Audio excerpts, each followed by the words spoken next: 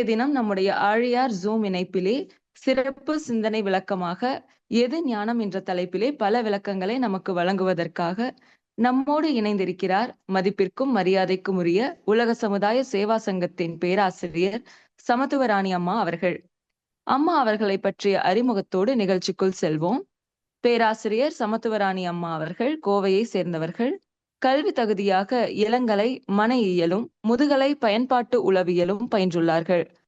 யோகாவில் PG diploma பயின்றுள்ளார்கள். நமது யோகமும் மனித மாண்பும் கல்வியில் முதுகலை பட்டம் பெற்றுள்ளார்கள். 18 வருடங்களாக மனவளக்கலையில் தன்னை ஈடுபடுத்திக் கொண்டு அருட்சேவை செய்து வருகிறார்கள். 2017ஆம் ஆண்டில் ஞானாசிரியர் விருது பெற்றுள்ளார்கள். கோவை ராமகிருஷ்ணா கல்லூரியில் YYE கோஆர்டினேட்டராக இருந்து வருகிறார்கள். பள்ளி கல்லூரிகளில் மாணவ மாணவியருக்கு சேவையாக கவுன்சிலிங் நடத்தி வருகிறார்கள். மனவளக்கலை மன்றங்களில் வகுப்புகள் நடத்தி வருகிறார்கள். ஆழியார் இணையவழி இணைப்பிலே வேதாத்திரிய சிந்தனைகளை வழங்கிக் கொண்டிருக்கிறார்கள்.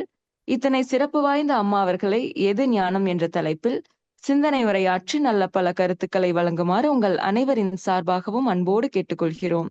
வாழ்க வளமுடன் அம்மா. வாழ்க வளமுடன். இன்றைய இணைப்பில் இணைந்துள்ள அனைத்து சிந்தனையாளர்களுக்கும் காலை வணக்கத்தையும் வாழ்த்துக்களையும் சொல்லி மகிழ்கிறேன். வாழ்க வளமுடன். இன்று நாம் சிந்திக்க எடுத்துக்கொண்ட தலைப்பு எது ஞானம், இன்னொன்னு கூட சேர்த்துக்கலாம், யாருக்கு ஞானம். அருட்தந்தை அவர்கள் ஞானம் பற்றி ஆராய்ச்சி பண்ணி தன்னுடைய வாழ்க்கையில் நடைபெற்ற நிகழ்ச்சிகளோடு ஒப்பிட்டு உணர்ந்து தெளிந்து நமக்கு ஞானத்தை பற்றி முடிவான ஒரு தத்துவத்தை கொடுத்திருக்கிறாங்க. மகரிஷி ஒரு கவிதையில சொல்லியிருப்பாங்க, தொன்று தொட்டு அறிஞரெல்லாம் சொல்லியுள்ள சுயநிலையில் தனையறிதல் ஞானம் என்று. தொன்று தொட்டு அறிஞரெல்லாம் சொல்லியுள்ளார் சுயநிலையால் தனையறிதல் ஞானம் என்று. நன்று என்று சொல்வதெல்லாம் என் நினைவில் நான் கொண்டு ஆராயும் பழக்கத்தாலே. நன்று என்று சொல்வதெல்லாம் என் நினைவில் நான் கொண்டு ஆராயும் பழக்கத்தாலே அன்று அன்று வாழ்க்கை நிகழ்ச்சிகளின் ஊடே அடிக்கடி நான் யார் என்று ஆராய்ந்து வந்தேன். அன்று அன்று வாழ்க்கை நிகழ்ச்சிகளின் ஊடே அடிக்கடி நான் யார் என்று ஆராய்ந்து வந்தேன். ஒன்றுமிலா ஒன்றை முடிவாக கண்டேன், ஒவ்வொரு தத்துவமாக அறிந்து தாண்டி. ஒன்றுமிலா ஒன்றை முடிவாக கண்டேன், ஒவ்வொரு தத்துவமாக அறிந்து தாண்டி. மகரிஷியினுடைய தத்துவத்தை அவங்க எப்படி நமக்கு கொடுத்திருக்கிறாங்க அப்படின்னா, பல அறிஞர்களினுடைய கருத்துக்களை எல்லாம் ஆராய்ந்து தன்னுடைய அனுபவத்துல கொண்டு வந்து ஒரு விளக்கத்தை புரிந்து கொண்டு அந்த விளக்கத்தை அனுபவமாக தானும் வாழ்ந்துதான் நமக்கு இந்த தத்துவங்களை நமக்கு கொடுத்திருக்கிறாங்க. மகரிஷி சொல்றாங்க இல்லையா, என்னுடைய ஆராய்ச்சியின் முடிவில என்னை நான் அறிந்தேன் அப்படிங்கிறாங்க. இறுதியில் ஒன்றுமில்லா ஒன்றை அறிந்தேன், அதுதான் அனைத்திற்கும் மூலம் என்று உணர்ந்தேன். எப்படி ஒவ்வொரு தத்துவமாக ஆராய்ந்து ஒரு முடிவுக்கு வந்திருக்கிறாங்க அப்படிங்கறது இந்த கவிதையில மகரிஷி சொல்லியிருப்பாங்க. நான் கொஞ்சம் பார்த்தேங்க. நம்ம மகரிஷி அவங்க எந்தெந்த அறிஞர்களுடைய விளக்கங்களை, சித்தர்களுடைய விளக்கங்களை, ஞானிகளுடைய விளக்கங்களை எல்லாம் கேட்டு அது கொண்டு வந்தாங்க அப்படிங்கிறது என்னுடைய அறிவுக்கு அவர் ரொம்ப அதிகமா பார்த்திருப்பாங்க. ஆனா நான் கொஞ்சம் யோசித்து பார்த்தேன், நம்மளுடைய அறிஞர்கள் என்னெல்லாம்ப்பா சொல்லியிருக்கிறாங்க அப்படின்னு நம்ம யோசிச்சு பார்த்தேன். அப்படி யோசிச்சு பாக்குறப்ப ஒரு சில அறிஞர்கள் ஞானத்தை பற்றி என்ன சொல்லி இருக்கிறாங்க அப்படின்னு பார்த்தா, முதல்ல நான் சாக்ரட்டிஸை தான் எடுத்தேன். அதாவது உலகத்துல முதல் தத்துவ ஞானி அப்படின்னு போற்றப்படுபவர் சாக்ரட்டிஸ் தான். அப்ப அதுக்கு கூட அதை விட தாண்டி கடவுள் என்பவர் யார் அப்படின்னு முதல்ல கேட்ட ஒரு தத்துவ ஞானி அப்படிங்கிறவரும் ஒரு பகுத்தறிவாளர் அப்படிங்கிற ஒரு சாக்ரட்டிஸ் தான். உண்மையான ஞானம் அப்படிங்கிறது என்ன நமக்கு எல்லாருக்குமே தெரியும். உண்மையான ஞானம் அப்படிங்கிறது என்னன்னா, எனக்கு ஒண்ணுமே தெரியாது அப்படிங்கிறத நான் உணரணுங்க. எனக்கு எல்லாம் தெரியும்னு நான் நினைச்சேன்னா கண்டிப்பாக அங்க ஞானம் கிடையாது. எனக்கு ஒண்ணுமே தெரியாது என்பதை நான் உணர்வது. அதாவது நான் ஒரு அறிவாளி, அதனால எனக்கு எதுவுமே தெரியாது. நான் ஒரு அறிவாளி, அதனால எனக்கு எதுவுமே தெரியாது அப்படிங்கிறது எனக்கு தெரியும். எனக்கு எதுவுமே தெரியாது என்பது எனக்கு தெரியும். இதுதாங்க சாக்ரட்டிஸ் சொல்லக்கூடிய ஞானத்திற்கான விளக்கம். அவருடைய அடுத்து சாக்ரட்டிஸினுடைய மாணவர் வராரு பிளேட்டோ. அவர் என்ன சொல்றாரு அப்படின்னா, கல்வி அப்படிங்கிறது எப்படி இருக்கணும் அப்படின்னு சொன்னா, ஆன்மாவை பகுத்தறிவதன் மூலம் இணக்கமான ஒரு நல்ல ஒழுக்க வாழ்வை இந்த கல்வி தரணும் அப்படின்னு சொல்றாங்க. கல்வியை பற்றி, கல்வி எப்படி இருக்கணுங்கிறாங்க. அதாவது ஆன்மாவை பகுத்தறிவதன் மூலமாக இணக்கமான நல் ஒழுக்க வாழ்வு வாழ வேண்டும் அப்படின்னு சொல்றாங்க. அப்ப கல்வியே பாத்தீங்கன்னா ஞானத்தை பேஸ் பண்ணி தான் இருக்கணும் அப்படின்னு பிளேட்டோ சொல்றாரு. அடுத்தது அவருடைய மாணவர் அப்படின்னு அரிஸ்டாட்டில் வர்றாரு. அவர் என்ன சொல்றாரு அப்படின்னா, இந்த உலகம் இறைவனால தோற்றுவிக்கப்படலைங்க, ஆனா இந்த உலகத்தை இயக்குபவன் இறைவன் அப்படிங்கிறாரு. உலகத்தை இறைவன் தோற்றுவிக்கல, ஆனா இயக்கிக்கிட்டு இருக்கு எல்லாமே யாருன்னா இறைவன் தான் அப்படின்னு சொல்றாரு. அப்போ ஒவ்வொரு தனி மனிதனும் சமூக சிந்தனையோடு வாழ வேணும் அப்படிங்கறதா இது. எல்லாத்தையும் இயக்கக்கூடியவன் இறைவன் அப்படிங்கிறப்போ, அப்போ ஒரு நம்மளும் ஒரு ஒரு ஒரு ஒரு சிந்தனையோடு வாழணுங்க. நம்மளும் நல்லா இருக்கணும், இந்த சமுதாயமும் நல்லா இருக்கணும். ஏன்னா எல்லாத்தையும் கவனித்து கொண்டு எல்லாத்தையும் இயக்கி கொண்டு இருப்பது யாரு சொல்றாங்க? கடவுள் அப்படின்னு சொல்றாரு. அப்ப மனித வாழ்க்கையின் இலக்கு அப்படிங்கிறது மகிழ்ச்சி மட்டும் இல்லைங்க, முழுமையான நம்மளுடைய மனத்திறனை, மனித திறனை வெளிப்படுத்தி சிறப்பாக வாழ்வது அப்படின்னு அரிஸ்டாட்டில் சொல்றாரு. நமக்கு அதுக்கப்புறம் நம்ம வந்தோம்னா திருமூலர் என்ன சொல்றாரு அப்படின்னா, அவர் ஒண்ணு இல்லைங்க, அன்புதான் ஞானம் அப்படிங்கிறாரு. அன்புதான் ஞானம், ஒன்றே குலமும் ஒருவனே தேவன், இதுதான் அவருடைய போதனை. அப்போ அன்புக்கும் சிவனுக்கும் வேறுபாடு இல்ல. அப்போ அன்பு என்பது இறைவனின் அடிப்படை குணம். அப்ப அன்போடு இருந்தாலே அதுவே ஞானம் அப்படின்னு திருமூலர் சொல்றார். ஔவையார் என்ன சொல்றாரு? ஔவையார் என்ன சொல்றாரு? ஞானம் அப்படிங்கிறது வெறும் அறிவு மட்டும் இல்லைங்க. ஞானம் என்பது நம்ம வெறும் அறிவு மட்டும் இல்லைங்க, மனம், குணம் மற்றும் கல்வியை ஒழுங்குபடுத்தக்கூடிய அக தூய்மை மூலம் இறை நினைவை உணர்வது அப்படிங்கிறாங்க. எதன் மூலமாக? மனத்தின் மூலமாக, குணத்தின் மூலமாக, நாம் கற்கும் கல்வியின் மூலமாக நம்மளுடைய அகத்தை ஒழுங்குபடுத்தி தூய்மைப்படுத்தி அதன் மூலம் இறைவனை உணர்வது அப்படிங்கிறாங்க. அப்ப அறிவு என்பது நாம் கற்கும் நூலின் அளவு, அதெல்லாம் புரிஞ்சுக்கணும். அதையும் தாண்டி மேன்மையான தவத்தின் அளவுலதான் ஞானம் கைகூடும் அப்படிங்கிறாரு. நம்ம படிக்கிறதெல்லாம் வேறங்க, தவத்தின் மூலம்தான் ஞானம் அப்படின்னு ஔவையார் சொல்றாங்க. அப்ப ஞானத்தின் அடிப்படை தத்துவமாக ஔவையார் சொல்றது என்னன்னா, அக தூய்மையும் நல்ல கல்வியும் அப்படின்னு சொல்றாங்க. ஒரு இதுல ஒரு கவியில சொல்லியிருப்பாங்க, சிக்கன தேர்ந்துகொள் சிந்தையில் ஈசனை, சிக்கன தேர்ந்துகொள் சிந்தையில் ஈசனை, மிக்க மலத்தை விடு. இதுல என்ன சொல்லியிருக்கிறாங்கன்னா, ஞான ஆசிரியனை கண்டுகொண்டு தன் மலங்களை எல்லாம் ஒழித்த பின் அவனிடம் இருந்து அகதவம் செய்யக்கூடிய முறையை கற்று அதன்படி செய்து தேர்ச்சியுற்றால் சிவத்தை அடையலாம், இதுவே ஞானம் அப்படின்னு ஔவையார் சொல்றாங்க. அதே நேரத்துல ஔவையார் இன்னொரு வார்த்தையும் சொல்லுவாங்கங்க, நம்மளுடைய வயதோ அல்லது நமக்கு ரொம்ப நாள் வாழ்ந்திருக்கிறோம் அப்படிங்கிற ஒரு அனுபவமோ கண்டிப்பாக ஞானத்தை தந்து விடாது. அனுபவம் இருக்கணுங்க, அந்த அனுபவங்களை நல்ல வழியில் பிரதிபலிப்பதன் மூலமே ஞானம் கிடைக்கும் அப்படிங்கிறாங்க. அப்போ அகதவத்தால் தன்னைத்தானே உணர்ந்து அறிந்தால்தான் அவன் நினைவுல வரக்கூடிய அந்த கருத்துக்கள் எல்லாமே பொன் போல வரும் அப்படின்னு சொல்றாங்க. தான் செய் வினையெல்லாம் தன்மையுற உணரில் காஞ்சனமே யாகும் கருத்து அப்படின்னு சொல்றாங்க. அதை தாண்டி நம்ம திருவள்ளுவர் வருவோம். திருவள்ளுவர் ஞானத்தை பற்றி என்ன சொல்றாருங்க? உண்மை அறிவு அப்படிங்கிறாரு, மெய் உணர்வு அப்படிங்கிறாரு, பற்றுக்களை துரத்தல் அப்படிங்கிறாரு. அதையும் தாண்டி இன்னொன்னு என்னன்னா, நிலையாமை, அதை உணர்ந்து அறம் செய்தல் ஞானம் அப்படிங்கிறாங்க. எதுவுமே நிலை இல்லைங்க. இன்னைக்கு நாம இருக்கோம், நிலை இல்லை. இந்த பிரபஞ்சத்துல இருக்கக்கூடிய எந்த பொருளும் நிலை இல்லைங்க. அப்ப இதெல்லாம் நம்ம புரிஞ்சுட்டு நம்மளால் என்ன செய்ய முடியுமோ அதை நீங்க அறமாக செய்யுங்க, இதுவே ஞானம் அப்படின்னு சொல்றாங்க. அதான் எப்பொருளை எத்தன்மையாக உணர்ந்தாலும் அந்த பொருளின் உண்மை இயல்பை அறிவதே ஞானம், மெய்யறிவு அப்படின்னு சொல்றாங்க. அப்ப பற்றற்ற நிலைதான் முக்திக்கு வழிவகுக்கும். அதனால பற்று இல்லாமல் தர்மம் செய்யுங்க. தர்மம் செய்கின்ற பொழுது நம்மை பற்றி ஆராய்ச்சி செய்யக்கூடிய ஒரு சிந்தனையும் ஆன்மாவின் இயல்பை அறியக்கூடிய தன்மையும் உண்டாகும் அப்படின்னு சொல்றாங்க. ஞானம் கருதினும் கைகூடும் காலம் கருதி இடத்தாட்சியின், சரியான காலம் மற்றும் இடத்தை கருத்தில் கொண்டு மெய்யறிவோடு செயல்பட்டால் எதையும் சாதிக்கலாம் அப்படின்னு சொல்றாங்க. இன்னொன்னு திருவள்ளுவர் எக்ஸ்ட்ராவா ஒண்ணு சொல்லியிருப்பாங்க, இல்லறத்துல அன்பு என்பதே மிகப்பெரிய ஞானம்னு சொல்றாரு. இல்லறத்துல இதைத்தான் ஏற்கனவே நம்ம பார்த்தோம். ஏற்கனவே இதற்கு முன்னாடியும் நம்ம இதே ஒரு அறிஞர் சொல்றதை நம்ம பார்த்தோம். இல்லறத்தில் அன்பு என்பதே மிக முக்கியமான ஞானம் அப்படின்னு சொல்றாங்க. அது கூட வாய்மையும் பொய் சொல்லாமையே ஞானத்தின் வெளிப்பாடு. நான் ஞானம் அடைந்து விட்டேன் அப்படிங்கிறதை நான் வெளிப்படுத்துற விதம் எப்படின்னா, நான் பொய் சொல்லக்கூடாது, உண்மையவே பேசணும். ரமண மகரிஷி என்ன சொல்றாங்க அப்படின்னா, உன்னை நீ திருத்திக் கொள்ளாமல் இந்த உலகத்தை திருத்தவே முடியாது. கடவுளும் குருவும் உண்மையில வேறு வேறு இல்ல. குருவின் அருட்பார்வைப்பட்டவர்கள் ஒரு காலம் கைவிடப்பட மாட்டார்கள் அப்படின்னு சொல்றாரு ரமண மகரிஷி.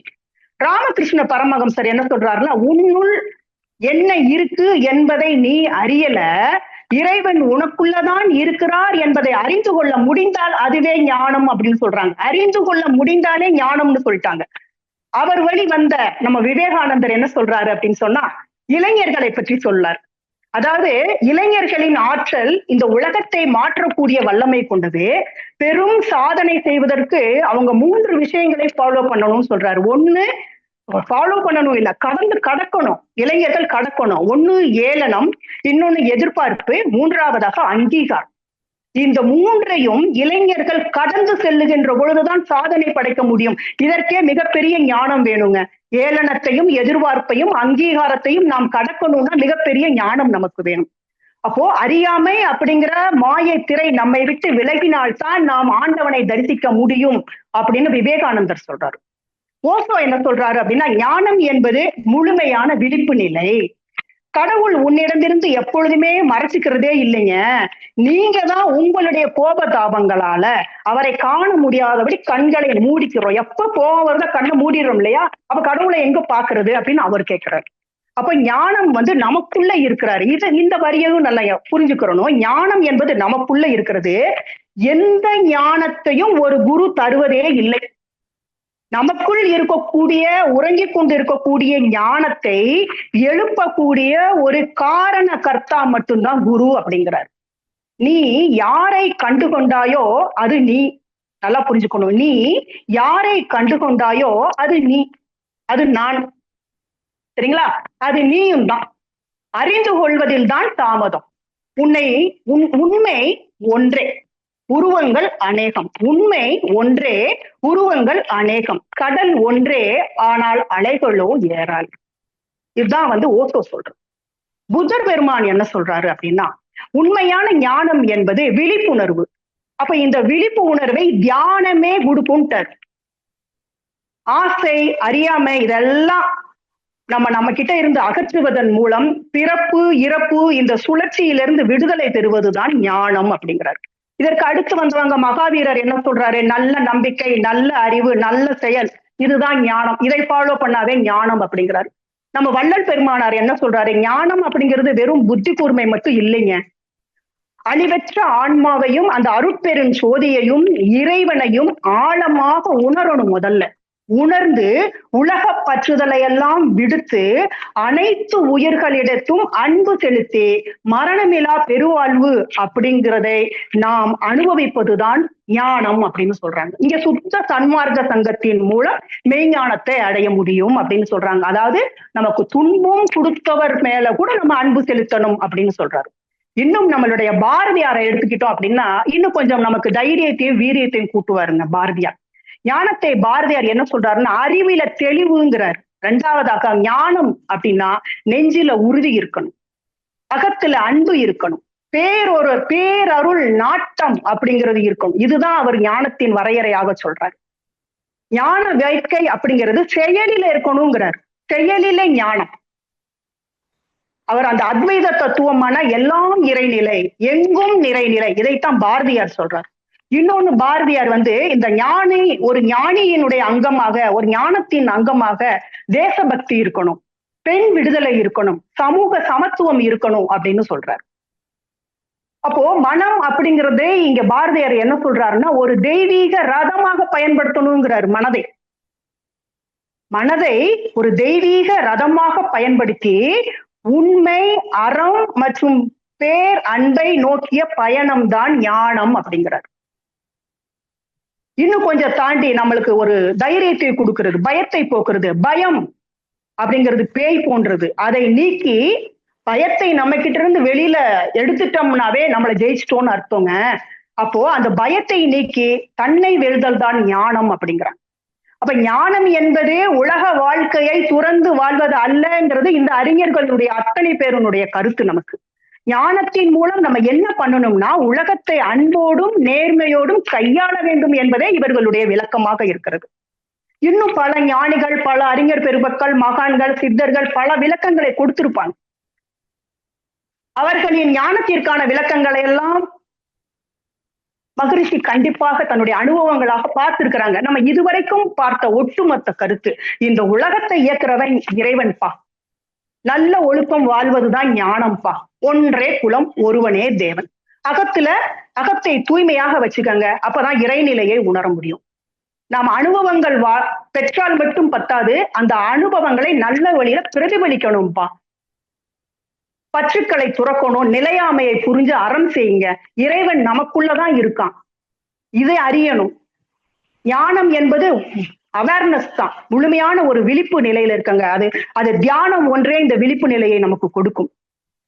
அப்போ ஞானம் என்பது அறிவை அறிந்த தெளிவு, எல்லாம் நிறைநிலை, எங்கும் நிறைநிலை என்ற அத்வைத தத்துவத்தை உணர்தலே ஞானம் அப்படின்னு நம்ம இதற்கு முன்னாடி நம்ம அத்தனை கருத்துக்களையும் நம்ம பார்த்திருக்கோம். இப்போ நம்ம எல்லாம் ஆராய்ச்சி பண்ணி மகரிஷி நமக்கு என்ன கொடுத்திருக்காங்க, ஞானம் என்பது அறிவை அறிந்த தெளிவு அப்படின்னு சொல்லிட்டாங்க. என்ன அறிவை அறிய போறோம்? இந்த பிரபஞ்சம் முழுவதும் இறைநிலையின் வெளிப்பாடு என்பதை உணர்வதே ஞானம். இப்ப நம்ம ஒவ்வொன்னா பார்க்கணும். இறைநிலை, இந்த பிரபஞ்சங்களை எல்லாம் நம்ம உணரணும். அப்படி உணர்ந்தோம்னா ஒழுக்கம், கடமை, ஈகை அப்படிங்கிற அறநெறிகளோடு நம்ம வாழ முடியும். இன்னொன்னு இயற்கையோடு ஒத்தி உதவி வாழ முடியும். இதெல்லாம் நம்ம ஃபாலோ பண்ணோம்னா இதுதான் ஞானம் அப்படிங்கிறாங்க நம்மளுடைய குருமகான். இப்ப ஞானம் அப்படிங்கிறது நம்மளுடைய குருமகான் என்ன சொல்றாரு, நீங்க காட்டுக்குள்ள போயெல்லாம் குடும்பத்தை எல்லாம் துறந்து போய் நம்ம தினசரி கடமைகளை எல்லாம் விட்டுட்டு போய் பண்றதெல்லாம் கிடையாது.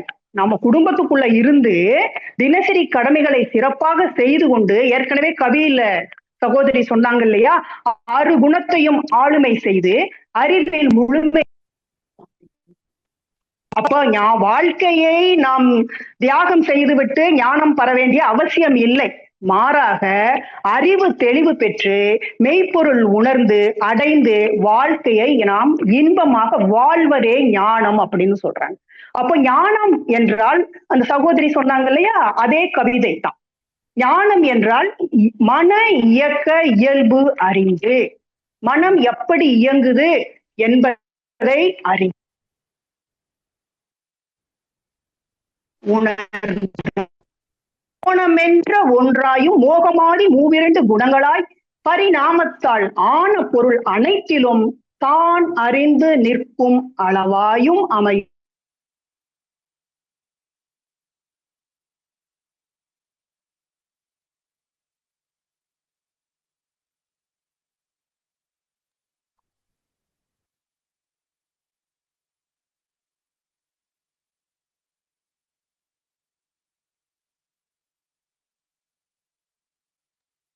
வாழ்க வளமுடன்மா.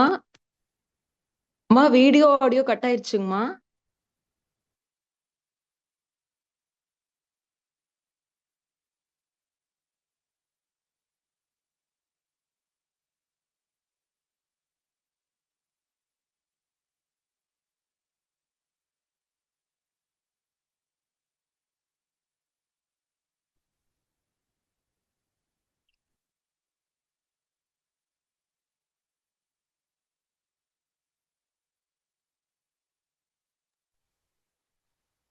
கேக்குதுங்களா?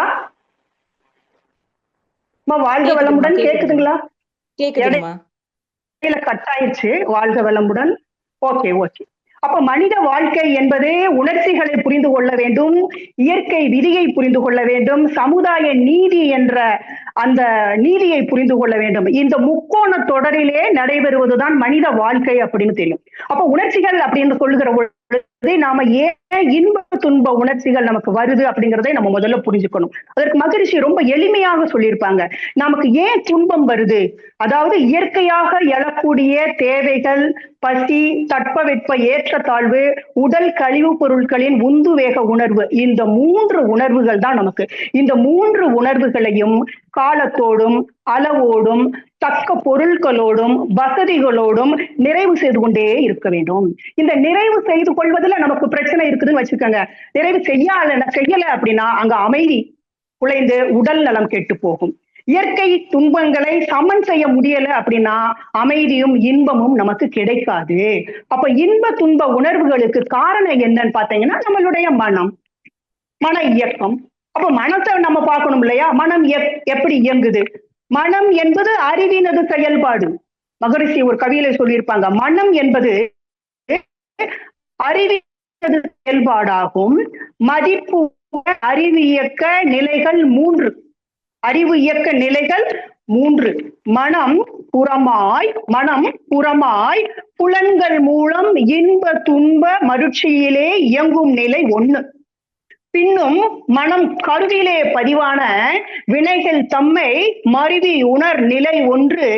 அதற்கு மேலாய் மனம் உலகை உயிரை கடந்து ஆதியான மௌன நிலை நிற்பது 1 உணர்ந்து கொள்வோம் அப்படின்னு சொல்லிட்டாங்க. அப்ப இந்த 3 நிலைகளையும் நாம் உணர்ந்து தெரிந்து தெளிந்து நம்மளுடைய மனதை இயக்கினால்தான் அந்த மூல நிலையான மௌன நிலையில் நாம் இருக்க முடியும் அப்படின்னு சொல்றாங்க.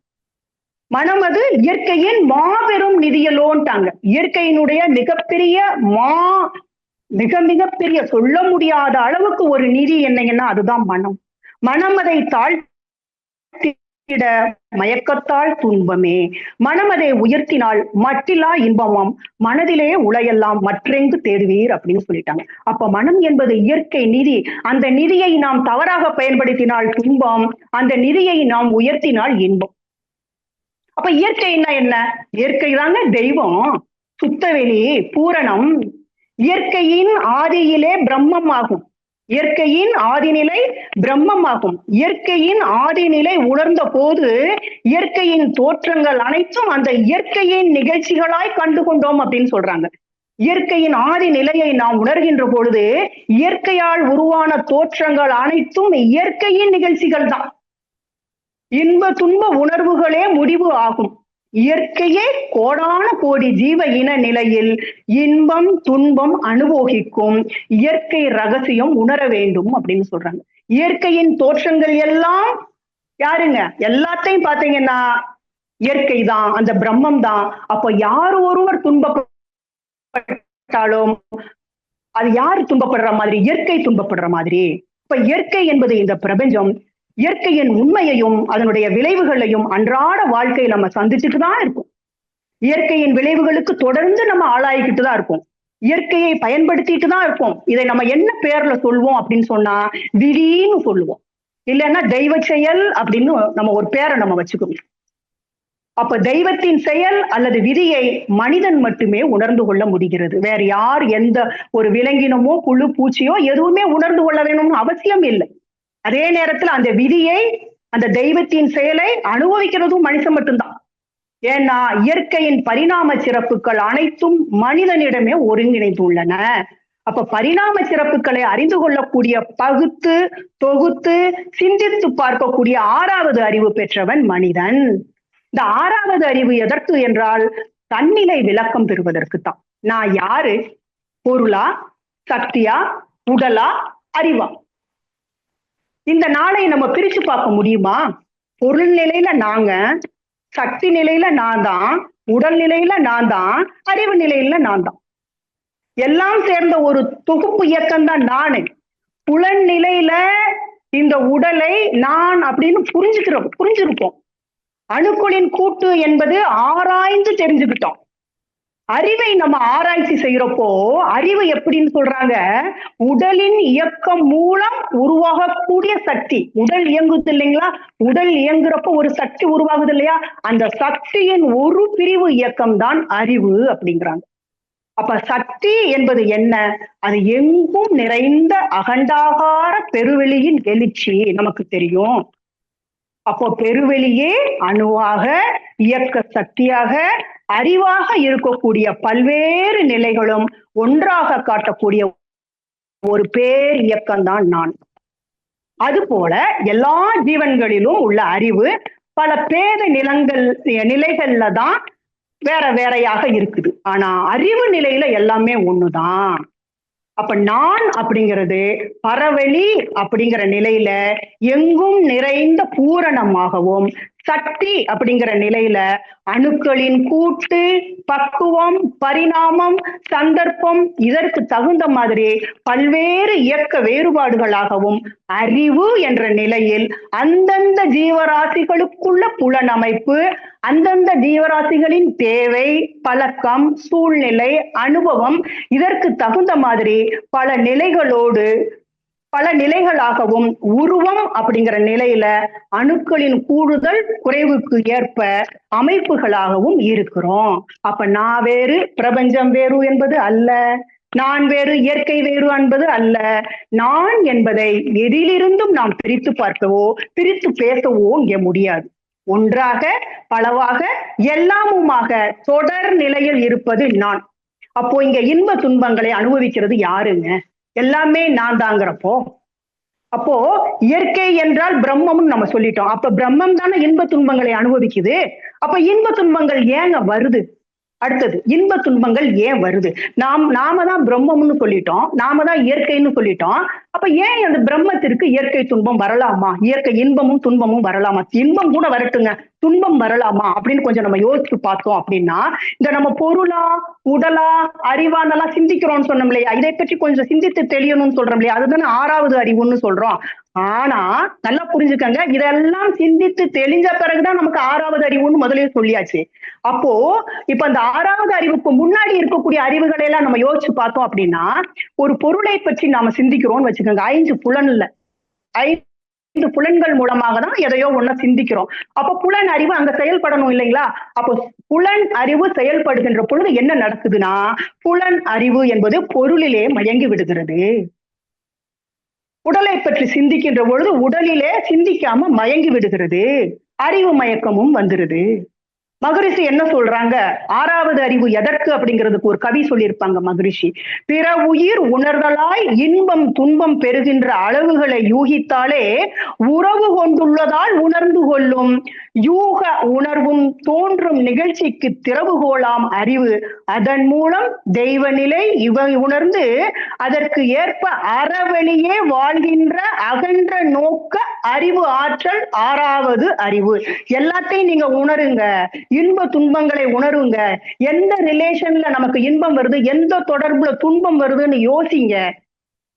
அதற்கப்புறம் தெய்வ நிலை, இது இன்ப துன்பத்திற்கு காரணம் தெய்வம்னு புரிஞ்சுக்கங்க. புரிஞ்சு நம்ம என்ன பண்ணணும், எல்லா இன்ப துன்பங்களையும் அனுபவிக்கிறது நானும் தான் புரிஞ்சுக்கங்க.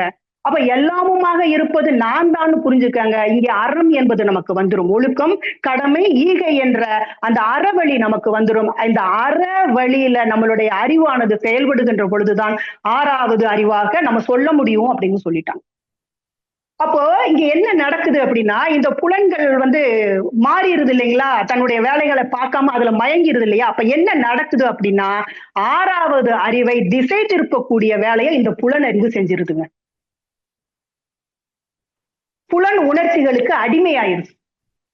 நாம இன்னைக்கு உலகத்துல பார்க்கக்கூடிய எத்தனை குழப்பங்கள்ங்க, எத்தனை சிக்கல்கள், துன்பங்கள் எல்லாத்துக்கும் காரணம் என்னன்னு பாத்தீங்கன்னா, அறிவு தன்னுடைய திசையில் பயணிக்காத காரணமேங்கிறாங்க மகரிஷி.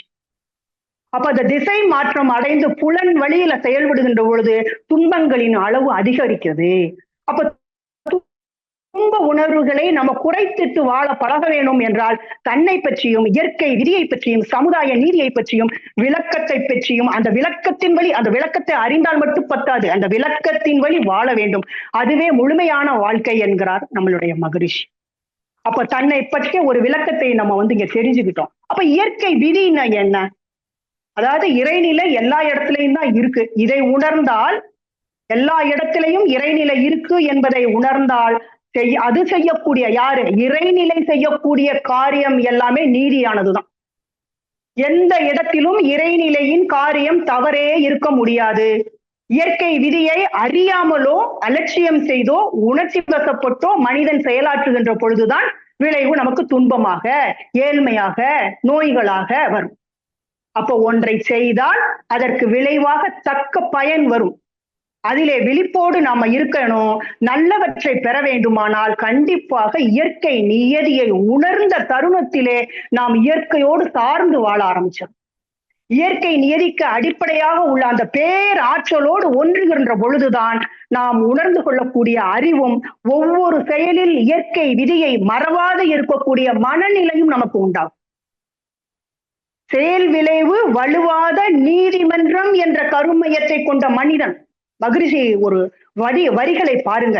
செயல் விளைவு வலுவாத நீதிமன்றம் என்ற கருமையத்தை கொண்ட மனிதன் விளைவு அறிந்து விழிப்புடன் செயல் புரிந்தால் வாழ்க்கையில துன்பம் இல்லை. அப்போ இயற்கை நீதியே மனித நீதி என்பதை நம்ம புரிஞ்சுக்கிறோம். இயற்கை நீதியே மனித நீதி என்பதை நம்ம புரிஞ்சுக்கணும். அப்போ மனித நீதிதான் நமக்கு நிறை ஒழுக்கத்தையும் ஞானத்தையும் உருவாக்குங்கிறாங்க நம்மளுடைய வேதாத்ரி மகிழ்ச்சி அவங்க. உலகினிலே வாழும் உயிரினங்கள் எல்லாம் ஓர் அறிவு முதல் 6 அறிவுக்குள் பலவும் ஒளி ஒளி உருசி மனம் ஊறு என்ற பஞ்ச உணர்ச்சிகளுக்குள் அடங்கினாலும் நலம் தீது காரணங்கள் உணரும் யூக நல் ஆற்றல் எனும் 6வது அறிவு மட்டும் நிலம் மீது மாந்தருக்கே உரித்தாம். இதனால் நிறை ஒழுக்கம் மனிதருக்கேன்னு சொல்லிட்டான். அப்ப இங்க ஞானம் யாருக்கு?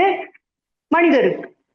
எந்த வகை துன்பம் எந்த தரப்பிலிருந்து வந்தாலும் துன்பம் காண்போர் ஈடாக துன்புறுவோருக்கு ஆறுதலாய் ஈதல் எனும் ஏற்ற பண்பை பந்தமின்றி சீர்தூக்கி பலன் மிகுதி கண்டால் மனித நீதி. இதுதான் மனித நீதி. யாரு நமக்கு பிடிச்சவங்களோ நமக்கு பிடிக்காதவங்களோ யாராக இருந்தாலும் சரிங்க, அவங்களுக்கு ஒரு துன்பம் சரிங்களா, நம்ம சந்தோஷமா இருக்கும். நம்மால் என்ன முடியுதோ அதை நாம் செய்வதுதான் மனித நீதி அப்படிங்கிறாங்க. அப்போ தனி மனித நீதியே சமுதாய நீதிக்கான மாற்றத்தை கொண்டு வரும். அப்போ தனி மனிதன், சமுதாயம், இயற்கை, இந்த 3 நீதிகளை நாம் புரிந்து கொண்டு மாற்றத்தை கொண்டு வர முடியாததற்கு காரணம் என்ன அப்படின்னு நம்ம பார்த்தோம்னா, 1 அறிவு நிலையில வேறுபாடு. முதல்ல அறியாமையை கொண்டு வந்துருவோம். அறியாமை அப்படியே இருந்தாலும் அறிவு நிலையில வேறுபாடு, அறிவு நிலையில தேக்கம், இயற்கையை அறியாமை, நம்பிக்கை இன்மை, காந்த தத்துவத்தை அறியாமை, ஒவ்வொரு செயலிலும் விளைவாக இயக்க ஒழுங்கு, தெய்வ ஒழுங்கு இருக்கு என்பதை அறியாமை, பிறர் வளம் பறித்தல் என்பது பெரும் குற்றம் என்று அறியாமை, பிற உயிர் வருத்தி பிழைப்பவர்கள் அரக்கர்கள் என்று அறியாமை, அறிவு உயிர் ஆற்றல்களை பயன்படுத்தாமை, இத்தனை ஆமை. யோசிச்சு பாருங்க, எத்தனை ஆமை. இத்தனை ஆமைகளுக்குள்ளதான் நம்ம இருக்கோம். அப்படியே அறிவு நம்ம இயங்கினாலும், அப்படியே அறிவு இயங்கினாலும் அதுங்க தேக்கம் என்பது இருக்கு. அது என்ன? மகரிஷி அதையும் ஒரு கவிதையில சொல்லியிருப்பாங்க. அறிவுக்கு 4 நிலை. அந்த அறிவு நிலையில வேறுபாடு என்ன அப்படிங்கறதை மகரிஷி சொல்லியிருப்பாங்க. அறிவுக்கு 4 நிலை. இயற்கை ஒண்ணு என்ன அப்படின்னா, இயற்கை தேவை அவை மட்டும் நிறைவு செய்து கொள்ளல் 1. எனக்கு இயற்கை தேவை இருக்குப்பா, அதை மட்டும் நாம் நிறைவு செய்து கொள்கிறேன் அப்படிங்கிறது 1. 2வது என்னன்னா, பொறி புலனால் இயற்கை எழில் ரசித்தல். 3 என்னன்னா, பகுத்தறிவால் இயற்கை ரகசியங்கள் ஆய்ந்து அறிந்து கொள்ளல், அறிவித்தல். 4 அதற்கு அப்பால் இயற்கைக்கு மூலம் நாடி அறிவதற்கு என்றே எழுந்த நிலையம். மேலும் அறிந்தவற்றை அன்போடு பிறருக்கு உரைத்தல். இந்த 4 நிலைகளிலும் அறிவு இயங்கினால்தான் அறிவிற்கு முழுமை. எதுலையுமே நம்பிக்கை இல்லைங்க. நமக்கு எதுலையுமே நம்பிக்கை இருக்காது. எல்லா திறமைகளும் இருக்கும், நம்பிக்கை இருக்காது. யார் மேலையும் நம்பிக்கை இருக்காது. அப்ப நம்பிக்கை இல்லைன்னா மனசுல குழப்பம் தானங்க அதிகரிக்கும். செயலிலே எந்த தெளிவும் இருக்காதுங்க. சமீபத்துல நான் ஒரு சின்ன விளக்கம் படிச்சேங்க. திபெத்துல ஒரு நடந்த விஷயமாக ஒரு விளக்கத்தை நான் படிச்சேன். ஒரு துறவி ஒருத்தர் இருந்தாராமா. அவர்கிட்ட ஒரு இளைஞன் வந்து, குருவே என்னை உங்களுக்கு சீடனாக ஏற்றுக்கொள்ளுங்க. உங்களோட ஆசைகளையும் அறிவுரைகளையும் எனக்கு கொடுங்க அப்படின்னு காலில் விழுந்திருக்கான். அந்த இளைஞனை தூக்கி நிறுத்திய துறவி, இன்னைக்குல இருந்து நான் உன்னை சீடனாக ஏத்துக்கிறேன், ஆசீர்வதிக்கிறேன். ஆனா அறிவுரை சொல்வதற்கு என்கிட்ட ஒண்ணுமே இல்லை. என்னை நீ குருவாக ஏத்துக்கோ. அதை ஏத்துக்கிட்டதுக்கு அடையாளமாக இனிமே நீ என்ன செஞ்சாலும் சரி என்னுடைய பேரை சொல்லிட்டு செய்யி அப்படின்னு சொல்றாங்க. என்னையும் நம்பு, என்னுடைய பெயரை நம்பி இனிமேல் உன்னுடைய செயலை நீ செய்யி அப்படின்னு சொல்றாங்க. அன்னைக்குல இருந்து அந்த குருவினுடைய பெயரை சொல்வதையே மந்திரமாக செய்யறான் அந்த சீடன். ஒரு நாள் திடீர்னு அந்த ஊர்ல இருக்கக்கூடிய குளத்துக்கு குளிக்க போறான். குளிக்க சென்ற இளைஞன் குளிச்சு முடிச்சுட்டு அந்த குளத்தின் நீர்ல அப்படியே நடந்து அந்த கரைக்கு போயிட்டானாமா. இதை பார்த்து அந்த ஊர் மக்கள் எல்லாம் போய் துறவி கிட்ட போய் ஆச்சரியமா சொல்லியிருக்கிறாங்க. அடுத்த நாள் என்ன ஆயிருக்குன்னா, ஒரு மிகப்பெரிய மலையின் மேல ஏறி அங்க இருந்து குருவினுடைய பேரை சொல்லிட்டே கீழே பொத்துன்னு விழுந்திருக்கான். விழுந்துட்டு மறுபடியும் எந்திரிச்சு அவன் பாட்டுக்கு சாதாரணமா நடக்க தொடங்கிருக்கேன். இதெல்லாம் மக்கள் போய் அந்த துறவி கிட்ட சொல்றாங்க. துறவிக்கு ஒரு சந்தேகம் வந்துருச்சுங்க. இவ்வளவு செய்வதற்கு, இந்த பையன் இவ்வளவு செய்வதற்கு எது காரணமாக இருக்கும்? யார் காரணமாக இருக்கும்? ஒருவேளைக்கு தனியா போய் ஏதாவது பயிற்சி பண்ணிருப்பானோ, இல்ல ஏற்கனவே அவன் வந்து திறமையானவனாக இருப்பானோ அப்படின்னு சொல்லிட்டு அவருக்கு ஒரு சந்தேகம் வந்து, இந்த சந்தேகத்தை ஊர் மக்கள் கிட்டதான் போய் கேட்கிறாரு. என்ன காரணம்? எனக்கு ஒண்ணுமே புரியல அப்படின்றப்போ ஊர் மக்கள் என்ன சொல்றாங்க, எங்க காரணமே நீங்க தாங்க. அந்த சீடன் வந்து நீர்ல நடக்கும்போது, மலை உச்சியில இருந்து குதிக்கும் போது உங்க பேரை மட்டும் தாங்க சொன்னான். அப்போ அவனுக்கு இவ்வளவு ஆற்றல் வருவதற்கு காரணமாக இருக்கிறது உங்களுடைய பேர் மட்டும் இல்லைங்க, உங்களுடைய ஆற்றலும் தான் அப்படின்னு ஊர் மக்கள் சொல்லியிருக்கிறாங்க. இதை கேள்விப்பட்டு துறவிக்கு ரொம்ப மகிழ்ச்சி வந்துருச்சாமா. தாங்கிட்ட இவ்வளவு ஆற்றல் இருக்குன்னு நமக்கே தெரியாம போச்சே, அப்ப அதை சோதிக்கணுமா இல்லையா, இன்னும் எத்தனை ஆற்றல் எல்லாம் நம்ம வச்சிருக்கிறோமோ அப்படின்னு சொல்லிட்டு மறுநாள் என்ன பண்றாரு, குளத்தங்கரைக்கு போய் குளத்துல போய் விழுந்துட்டு நடக்க ஆரம்பிச்சிட்டாரு. என்ன நடந்திருக்குங்க, நீருக்குள்ள மூழ்கி மூச்சு திணறல் வந்துருச்சு. நீச்சல் தெரிஞ்சவங்க போய் தூக்கி காப்பாத்தி விட்டுருக்காங்க. கொஞ்சம் யோசிச்சு பாருங்க, தன்னுடைய ஆற்றலை பரிசோதிக்க குளத்தங்கரைக்கு போனாரு, மலை உச்சிக்கு போயிருந்தாருன்னா என்ன நடக்கும்? இப்போ அவருக்கு யாருக்குங்க, அந்த துறவிக்கு ஒரு உண்மை புரியுதாமா. உண்மையிலே சீடனுக்கு மந்திர ஆற்றலை வழங்கிய சக்தியோ இல்ல நாமோ இல்ல நம்மளுடைய பெயரோ காரணம் இல்ல. அந்த சீடன் பெயரின் மீது நம்பிக்கை வச்சிருக்கிறான், அசைக்க முடியாத நம்பிக்கை வச்சிருக்கிறான். அந்த சீடன் நம்பிக்கையோடு வேறு எந்த பேரை சொல்லி இருந்தாலும் அவன் ஆச்சரியத்தை தான் நிகழ்த்தி இருப்பான் அப்படின்னு யாருக்கு புரிஞ்சதாமா? அந்த துறவிக்கு புரிஞ்சதாமா. அப்ப நம்பிக்கை இருந்தால்தான் நமக்கு விடா முயற்சியும் இடைவிடாத உழைப்பும் முழுமையான வெற்றியும் கிடைக்கும். நம்பிக்கை திடீர்னு வரக்கூடாதுங்க. அப்படி வந்துருச்சுன்னா அது மூட நம்பிக்கையா போயிடும். எந்த ஒரு செயலிலும் இறங்குவதற்கு முன்னாடி அந்த செயலினுடைய தன்மை, அதனுடைய விளைவுகள் எப்படி இருக்கும் என்ற அந்த விழிப்பு நிலை தேவை அப்படின்னு சொல்லுவாங்க மகரிஷி. இப்ப நம்ம முதல்ல ஒரு தத்துவம் பார்த்தோம் இல்லையா, யாரும் நமக்கு ஞானத்தை தந்துவிடவே முடியாதுன்னு, இந்த குருவால ஆற்றல் கிடைச்சிருச்சுன்னு நம்ம நினைச்சோமா? நம்ம அப்படிதான் நினைச்சிருப்போம். ஆனா யாருக்கு அவனுக்குள்ள இருக்கக்கூடிய ஆற்றல் தான் இப்ப வந்து என்ன ஆயிருக்குங்க, வெளியே வந்திருக்குது. அப்போ நமக்குள்ளே இருக்கக்கூடிய ஆற்றலை வெளிக்கொண்டு வருவது மட்டுமே குருவினுடைய செயல். மகரிஷி வந்து அறிஞர்களுடைய போதனைகள் அப்படின்னு ஒரு வாழ்க்கை நாளொரு நற்சிந்தனையில கொடுத்திருப்பாங்க. அதாவது சின்ன குழந்தைங்க இருக்கிறாங்க, அவங்களுக்கு நம்ம ட்ரெஸ் தைக்கிறப்போ அவங்க இன்னும் கொஞ்சம் பெருசா வளர்ந்தா இந்த ட்ரெஸ் பத்தாது இல்ல, இவ்வளவு காஸ்ட்லியா நம்ம தைக்கிறோம் இல்ல அப்படின்னு நினைச்சு கொஞ்சம் பெருசா தைச்சிருப்போம். இப்ப இல்ல, அது இப்பெல்லாம் ரெடிமேட் தான். முன்னாடி காலத்துல அப்படி நம்ம தப்போம் இல்லையா? அப்போ துணியில துணி நல்லா இருந்துச்சு, ரொம்ப ஸ்ட்ராங்கா இருந்துச்சு அப்படின்னா அது ரொம்ப நல்லா ரொம்ப நாளைக்கு நமக்கு அந்த ட்ரெஸ்ஸை நம்ம போடலாம். சரி, இப்ப இருக்கக்கூடிய இந்த வயதிற்கு வேணால் அந்த துணி, அந்த ஆடை என்பது பொருத்தம் இல்லாமல் போயிருக்கு. அது போல கொஞ்ச நாள் ஆக ஆக ஆக என்ன ஆகும்னா ரொம்ப நாளைக்கு அந்த ட்ரெஸ் இருக்குமாமா. அதே மாதிரி அறிஞர்கள் உலக மக்களுக்கு கொடுத்த அந்த அறநெறிகளும் போதனைகளும் நல்ல வாழ்விற்கு கொடுத்த அந்த திட்டங்களும் அந்த காலத்திற்கு பொருத்தம் இல்லாமல் இருக்கலாம், அவசியம் இல்லாமல் இருக்கலாம். நாம் குரு சொன்னவர் இந்த காலத்திலே பொருத்தமா போயிடுச்சு, நீங்க யோசிச்சு பாருங்க. ஆனால் அவர்களுடைய திட்டங்களும் போதனைகளும் 3 காலங்களை புரிந்து உணர்ந்துதான் நமக்கு கொடுத்திருப்பாங்க. அந்த நோக்கத்துலதான் அவங்க கொடுத்திருப்பாங்க. குறுகிய நோக்கம் உடையவங்க, மயக்கவாதிகள், பாமரர்கள் அந்த கருத்துல இருக்கக்கூடிய நன்மையை எளிதாக புரிந்து கொள்ள முடியாது. சிறந்த சிந்தனையாளர்கள் மற்றும் எதிர்காலங்களில் அத்தகைய அறிஞர்களின் கருத்துக்களை தெளிவாகவும் விரிவாகவும் புரிந்து கொண்டு விளக்க முடியும் அப்படின்னு சொல்றாங்க. அப்படி பல அறிஞர்கள் ஞானிகளுடைய கருத்துக்களை ஆராய்ந்து தெளிந்துதான் மகரிஷி நமக்கு மிக மிக எளிமையான தத்துவமாக நமக்கு கொடுத்திருக்காங்க. ஆராய்ந்து தெளிந்து கொடுத்துட்டு என்ன சொல்றாங்க மகரிஷி? சொன்னால் மட்டும் நம்பாதே, சுயமாய் சிந்தித்தே தெளிவாய். நீங்க சுயமாய் சிந்தித்து தெளிந்து உங்களால் எந்த கருத்தை ஏற்றுக்கொள்ள முடியுமோ அந்த கருத்தை ஏற்றுக்கங்க. ஏற்றுக்க முடியலைன்னா விட்டுருங்க அப்படின்னு சொல்லிட்டாங்க.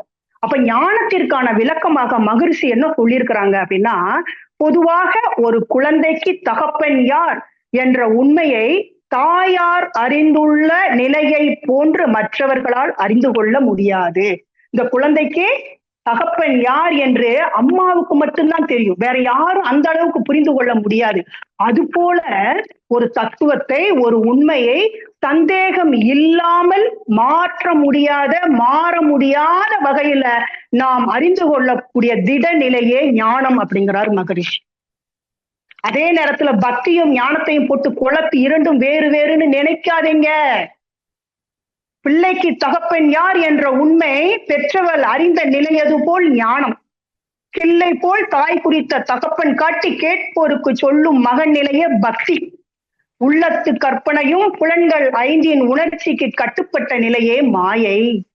எள்ளுக்குள் எண்ணெய் போன்று எங்கும் என்றும் இயங்குகின்ற சக்தி கண்ட நிலையே முக்தி அப்படின்னு சொல்றான். ஞான வாழ்வு அறிவில் முழுமை அடையணும். இதுதான் அறிவில் முழுமை அடைந்து ஞான வாழ்வு. இதுதான் அறிவிலே முழுமை பெற தகுதி இல்லை அப்படின்னா ஞான வாழ்வை நாம் உணர்ந்து கண்டிப்பாக பின்பற்றவே முடியாது. அதனால இறைநிலை நாட்டத்தில் பழக்கம் ஏற்படணும் என்பதற்காகவே ஆலய வழிபாடு, அறநெறி பழக்கத்தில் நிலைத்து நிற்க வேண்டும் என்பதற்காகவே சடங்கு முறைகள், இயற்கையின் இயக்க சிறப்பு, அந்த பொருட்களுடைய தன்மை, எந்த செயல் செய்தால் விளைவு இப்படி எல்லாம் இருக்கும் அப்படின்னு நிறைய பேருக்கு புரிஞ்சுக்க முடியாதுங்க. படிச்சவங்களே புரிஞ்சுக்கிறது இல்லை. இப்போ அப்படி அறியாதவர்களும் ஞானம் வழி வாழணும் இல்லைங்களா? அதற்காக வகுத்து கொடுத்த வாழ்க்கை முறைதான் பக்தி வழிங்கிறாங்க குரு. அதாவது எனக்கு தெரியும், நான் இதைதான் பழக்கப்படுத்தி வச்சிருக்கிறேன், நான் எதை ஃபாலோ பண்றதோ அதுதான் உயர்ந்த நெறி அப்படின்னு ஒரு சில பிடிவாதக்காரர்கள் சொல்லிட்டு இருக்காங்க இல்லையா, ஞானம் வேறு பக்தி வேறு அப்படின்னு. இதனால கருத்துக்கள் ஒரு விதண்டாவாதம், ஒரு பிணக்குகள் வருவதற்கு தான் வாய்ப்பு அப்படின்னு சொல்றாங்க. ஒரு சின்ன ஒரு உதாரணத்தின் மூலம் மகரிஷி இதை சொல்லியிருப்பாங்க. முட்டையிலிருந்து குஞ்சு உருவாகி வெளியே வருது, அது வரைக்கும் அடை காப்பது, அந்த ஓடு உடையாமல் இருப்பது அவசியம். அப்ப ஓட்டை போன்றது மதம், அடை காப்பது போன்றது பெரியோர்களின் பாதுகாப்பு போதனைகள், சடங்கு முறைகள். குஞ்சு உருவாக்கி வெளியே வந்த பிறகு அதுக்கு ஓடு தேவை இருக்கா? அடை காக்கணுமா? தேவையில்லை. அது போல அறிவில் நாம் முழுமை பெற்றுட்டோம்னா மதமும் சடங்கு முறைகளோ தேவையில்லை. ஓடும் அடை காப்பதும் ஒக்கும் பக்தி உருவாகி வெளிப்பட்ட குஞ்சு போன்றதே ஞானம் அப்படின்னு சொல்றாங்க. பக்தி என்பது பக்குவப்படுத்தக்கூடிய வழி, ஞானம் என்பது முழுமை பெற்ற நிலை. காயை போன்றது பக்தி, பழம் போன்றது ஞானம். அப்ப காய் இல்லாம பழம் வருமா? பக்தி இல்லாம ஞானம் வருமா? எனவே வாழ்க்கையினுடைய சிறப்பை அறிந்து இந்த ரெண்டு நிலைகள்லையும் போற்றி நமது கடமையை ஆற்ற வேண்டும் அப்படிங்கிறார். இங்கேயும் பாருங்க, ரெண்டையும் போற்றி ரெண்டுமே நம்மளுடைய கடமைகளை ஆற்றுவதற்கு தான். அதே நேரத்துல யாருமே இந்த ஞானம் என்பதற்காக வாழ்க்கையவே அர்ப்பணிச்சுட்டு போகணுங்கிற அவசியம் இல்லை. நான் யார் என்று தெரிந்து கொள்ள எந்த உபகருவியும் எங்க போய் உட்கார்ந்தாலும் முடியாதுங்க. நமக்குள் ஒடுங்கித்தான் அதை பார்க்கணும், நான் யாருன்னு. நாம் செய்யும் ஒவ்வொரு செயலும் மற்றவர்களை பாதிக்கும் என்பதை, நாம் செய்த செயலின் பயன் நம்மை நோக்கியே திரும்பும் என்ற பேருண்மையை புரிந்து கொள்ள வேண்டும் என்றால் நமக்குள் நம்ம போய்தான் ஆகும். ஒரு ஞானியின் குணங்கள் எப்படி இருக்கணும்னு மகரிஷி சொல்லியிருப்பாங்க. ஓவியங்கள் வரைகின்ற கலைஞன் எண்ணி ஒரு உருவம் வரைந்து அதன் உள பாவத்தில் காவியங்கள் வர்ணிக்கும் முறைக்கு ஒத்த முறைக்கு ஒத்த கருத்து ஒளிர கோடுகளை தேவைக்கு ஏற்ப மேவி அங்கே பல ஜாலம் காட்டுதல் போல் மேல்நிலையில் வாழ் ஞானி உலகோர் வாழ்வில் நாவியங்கி ஒழிக்கும் சொல் நன்னடத்தை நட்பு ஒழுக்கம் இவற்றால் பன்னலம் விளைவிப்பர் அப்படிங்கிறார். ஒரு ஞானி எப்படி இருக்க வேண்டும் என்பதற்கு மகரி சொல்றாங்க. இப்படிப்பட்ட ஞானியருக்குத்தான் இறைநிலையின் முழு வடிவமே பிரபஞ்சம். அதில் உள்ள எந்த பொருளையும் அவங்க வெறுத்து பார்க்கவே மாட்டாங்க. பொதுவாக துன்பம் தரும் ஒரு பொருளையோ ஒரு உடலையோ ஒரு உயிரையோ ஒரு செயலையோ வெறுப்பது அப்படிங்கிறது, பகைப்பது, அழிப்பது அப்படிங்கிறது மனிதனுடைய இயல்புதான். ஏன்னா உணர்ச்சி வசப்பட்ட நிலை. ஞானிகளோ உணர்ச்சி என்ற எல்லையை கடந்தவர்கள். ஏன்னா இந்த பிரபஞ்சத்துல எந்த பொருளை எடுத்துக்கொண்டாலும் அது பரிணாம தொடரிலே தனி மதிப்பு. இதை புரிஞ்சுக்கிட்டவங்க ஞானிங்க. அறிவு குறைபாடு உள்ளவர்களுக்கு தனக்கு தேவையான பொருள், நபர், சூழ்நிலை இது மட்டும் மதிப்பாக தெரியும். துன்பம் கொடுக்கக்கூடிய எந்த விஷயமாக இருந்தாலும் மதிப்பில்லாததா தெரியும். ஆனா மகிழ்ச்சி என்ன சொல்றாங்கன்னா, பிரபஞ்ச பரிணாமத்துல இந்த இயக்க நியதியில எல்லாமே நன்மை பயப்பதுதான் சொல்லிட்டாங்க. நன்மைகளுக்கான இயல்பு ஊக்கத்திற்கு ஆதாரமாக இன்னொன்னு இருக்குன்றாங்க. நமக்கு முன்னாடி ஒண்ணு இருந்துச்சுன்னா அது நமக்கு ஒரு நன்மை பயக்கக்கூடியதாக இருக்கும். அது எதுவாக இருந்தாலும் சரி, நமக்கு வேற நன்மை இன்னொருத்தவங்களுக்கு அது நன்மையாகத்தானே இருக்கும். அப்போ அந்த அந்த அந்த அது துன்பம் கொடுப்பதாக இருந்தாலும் சரிங்க, நமக்கு தான் துன்பம் கொடுத்திருக்கோம், வேற ஒருத்தருக்கு அது இன்பம் கொடுத்திருக்கோம். அது துன்பம் தருவதாக இருந்தாலும் அதனுடைய வினைப்பதிவு அழியும் மட்டும் அது நிலைத்துத்தான் இருக்கும்னு சொல்லிட்டாங்க. எதுவுமே நம்ம நினைச்சு ஐயோ நமக்கு அவங்க துன்பம் கொடுக்குறாங்க, அவங்க இல்ல இருக்கவே கூடாதுன்னு நம்ம ஒண்ணு நினைக்கவே முடியாது. அதுக்கு ரைட்ஸ் கிடையாது, அது தகுதியும் இல்லை நமக்கு. இந்த தெளிவுல திட்டமிட்டு வாழ்வவங்க எல்லாம் ஞானி அப்படின்னு சொல்றாங்க. அவங்களுக்கு வெறுப்பே இருக்கக்கூடாது அப்படின்னு சொல்றாங்க. துன்பம் தந்தவரிடமும் வெறுப்பு கொள்ளாத நிலையில் உள்ளவரே உண்மையான ஞானி, அவரே சிறந்த குரு அப்படின்னு சொல்லிட்டாங்க. பிறருக்கு வழிகாட்டக்கூடிய தகுதியும் அவருக்கு மட்டும்தான் இருக்குதுங்க. அவர் பாதையில நாம் செல்லுகின்ற பொழுது துன்பம் நம்மை அணுகாது. பாதையை நாம் எளிதில் கடந்து நாம் என்ன பெற வேண்டுமோ அதை பெற்றுறோம். அருட்தந்தை, நம்மளுடைய அருட்தந்தையான நம் ஞான ஆசான் ஞானத்திற்கு எப்படி முயற்சி செய்யணும்னு ஒரு சின்ன ஒரு கொடுத்திருப்பாங்க. வித்து நிலம், உரம், தண்ணீர், காவலுக்கு ஏற்ப விளைவு தரும். ஒரு விதை என்பது நிலத்திற்கு தகுந்த மாதிரி, உரத்திற்கு தகுந்த மாதிரி, தண்ணீருக்கு தகுந்த மாதிரி, ஒரு காவலுக்கு தகுந்த மாதிரி ஒரு விளைவு தரும். அது போல உனக்கு ஆசான் அந்த அத்வைத தத்துவம் இருக்கு இல்லைங்களா, அதற்கு ஒழுக்கம் என்ற உரம், அறிவை ஒன்றும் நித்தம் தவம், ஆராய்ச்சி என்ற தண்ணீர், நீ சலனமுற்று அருகுணங்கள் ஆகா வித்தை என்ற காவல், இவை அனைத்தும் வேண்டும், விளைவாக நீ அடையும் கனியே ஞானம் அப்படின்னு. முதல்ல ஆசான் வேணும் நமக்கு. இத்தனையும் நான் நித்தம் தவம் பண்ணணும், ஆராய்ச்சி பண்ணணும், அருகுணங்கள். அப்போ நம்மளுடைய குருமகான் என்னென்னலாம் நமக்கு அந்த தத்துவங்களை கொடுத்திருக்கிறாங்க அப்படிங்கிறதை நாம் அனுபவித்து நாம் உணர்ந்து அதன் விளைவாக நாம் வாழக்கூடிய வாழ்க்கையே ஞானம். அப்ப ஞானம் என்ற கனியை அடைவதற்கு இவ்வளோ முயற்சி நம்ம பண்ணணும் அப்படின்றாங்க. அதற்குத்தான் மகரிஷி முயற்சி பெருசா இருக்கு. ஆனா மகரிஷி நமக்கு வழி ரொம்ப ரொம்ப சிம்பிளா காமிச்சிட்டாங்க. உடல், உயிர், மனமும் தெய்வம் முடிச்சிட்டாங்க படிநிலைகள். உடல் ஆற்றல் இல்லாமலோ, நல்லா புரிஞ்சுக்கணும், உடல் ஆற்றலோ இல்லாமலோ, உடல்ல ஆற்றல் இல்லாமலோ நம்ம வாழ முடியாதுங்க. அதனாலதான் ஊன் உடம்பு என்பது ஆலயம் சொல்லிட்டாங்க. இங்கேயே பக்தி நிலை வந்துருச்சு. நம்மளுடைய உடலை நாம் இறை வழிபாடு செய்யணும். அப்ப உடல் என்பதை நான் நம்பணும். இங்கேயே பக்தி என்பது நமக்கு வந்துருச்சு. உடல் என்பதுதான் ஞானத்திற்கான என்ஜின் அப்படின்னு சொல்றாங்க. இந்த என்ஜின் ஆரோக்கியமாக இருந்தாதான் வாழ்க்கை அப்படிங்கிற வண்டி சீராக ஓடும். அப்ப நம்மளுடைய உடலின் செயல்பாட்டை முதல்ல நன்றாக புரிஞ்சுக்கணும். உடல் தாங்கக்கூடிய அளவுலதான் நான் வேலை செய்யணும். அதற்கு அதிகமாக நான் செஞ்சேன்னா அது எனக்கு பிரச்சனை. செயலும் செய்ய முடியாது. உடலை எதிர்த்து கொண்டு நான் ஒரு செயலை செய்ய போறேன் அப்படின்னா கண்டிப்பாக செய்ய முடியாது. அப்போ உடல் ஒத்துழைப்பு இருந்தாதானே இங்க மன இயக்கம். மனம் எனக்கு ஒத்துழைப்பு கொடுத்தாதானே நான் எந்த ஒரு செயலையும் செய்யணும். உணர்வுகள் எனக்கு வரும், இன்ப துன்பங்களை நான் அனுபவிப்பேன். எதுவாக இருந்தாலும் சரி.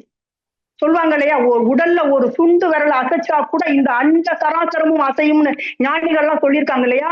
நம்ம உடலில ஒவ்வொரு அசைவும் பல அர்த்தங்களையும் பல சக்திகளையும் வெளிப்படுத்தக்கூடியது அப்படிங்கிறாங்க ஞானிகள்.